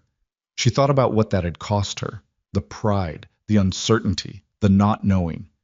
She thought about what it had taken to stand at the far end of a bar and look a frightening man in the eye and ask for a chance. She thought about what he'd had to cost himself, the opening of a door he'd kept shut for 8 years, the risk of caring about something again. When the last time he'd cared about something, it had been taken away without mercy or warning. Neither of them had done it gracefully. Neither of them had come to it without damage or done it without stumbling. They had been practical when love would have been easier, and honest when silence would have been safer, and stubborn when giving in would have been simpler, and they had held on, through drought and legal crisis, and 300 miles of winter wilderness, and a man in a prison who hadn't wanted to sign. Because holding on was what they'd each independently decided, somewhere along the way, was the right thing to do. That was the thing about survival, she thought. It wasn't the dramatic version. It wasn't the clean, cinematic kind where the storm broke at the right moment and the villain conceded and everything resolved into beauty. It was the Tuesday morning version, weeding a garden, making coffee, standing on a porch, watching your daughter grab a cow's nose, deciding again and again in small and unremarkable moments that this was worth it. This was worth it. I have something for you, Ronan said. She looked at him. He reached into his coat pocket and held something out. It was a ring. Not the silver one she'd been wearing for 8 months. This was different. Plain gold, not elaborate, without stones or engraving, but sized correctly. Made to fit the hand that was going to wear it, which meant he had measured it somehow, at some point, without her knowing. She looked at it and then at him. I know you have one, he said. I know you've had it since October, but that one was... He stopped. I had this made in Hartley, last month when I went to settle with Fitch. He said it in the tone of a man who had done something he hopes lands correctly and is not entirely certain. This one was made for you, by someone who knew what size they were making it for.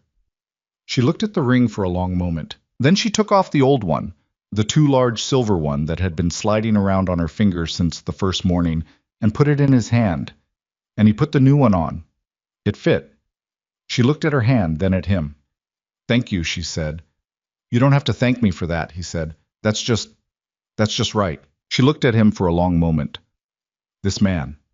This large, quiet, serious, profoundly decent man who had kept Lavender alive for 8 years and measured her finger without telling her. I love you, she said. Simply, directly, the way she did things when she'd stopped hedging. I thought you should know that. He looked at her steadily. The gray eyes, the deep granite gray, the color that absorbed light and kept it. I know, he said. I've known for a while. He paused. I love you too. I've been trying to figure out how to say it without making a poor job of it. That wasn't a poor job, she said. No? No. She looked back at the meadow, where May had let go of the cow's nose and was now sitting in the grass looking at her own hands with the focused expression that was entirely Evelyn's, which meant she was thinking about something. It was exactly right. The sun cleared the ridge and hit them fully, and the morning opened up around them. The garden, the meadow, the child in the grass, the creek below, the mountain above. And it was not perfect. The barn still needed the extra bay. The garden still needed weeding. There were cattle to move and fences to check and a daughter who was going to need shoes made again before the month was out. None of it was finished. None of it was easy. But it was theirs, built from what they'd had, and what they'd lost, and what they'd refused to let go of, on a mountain that didn't care about any of it, and held it all anyway. It was enough. It was in the end more than enough.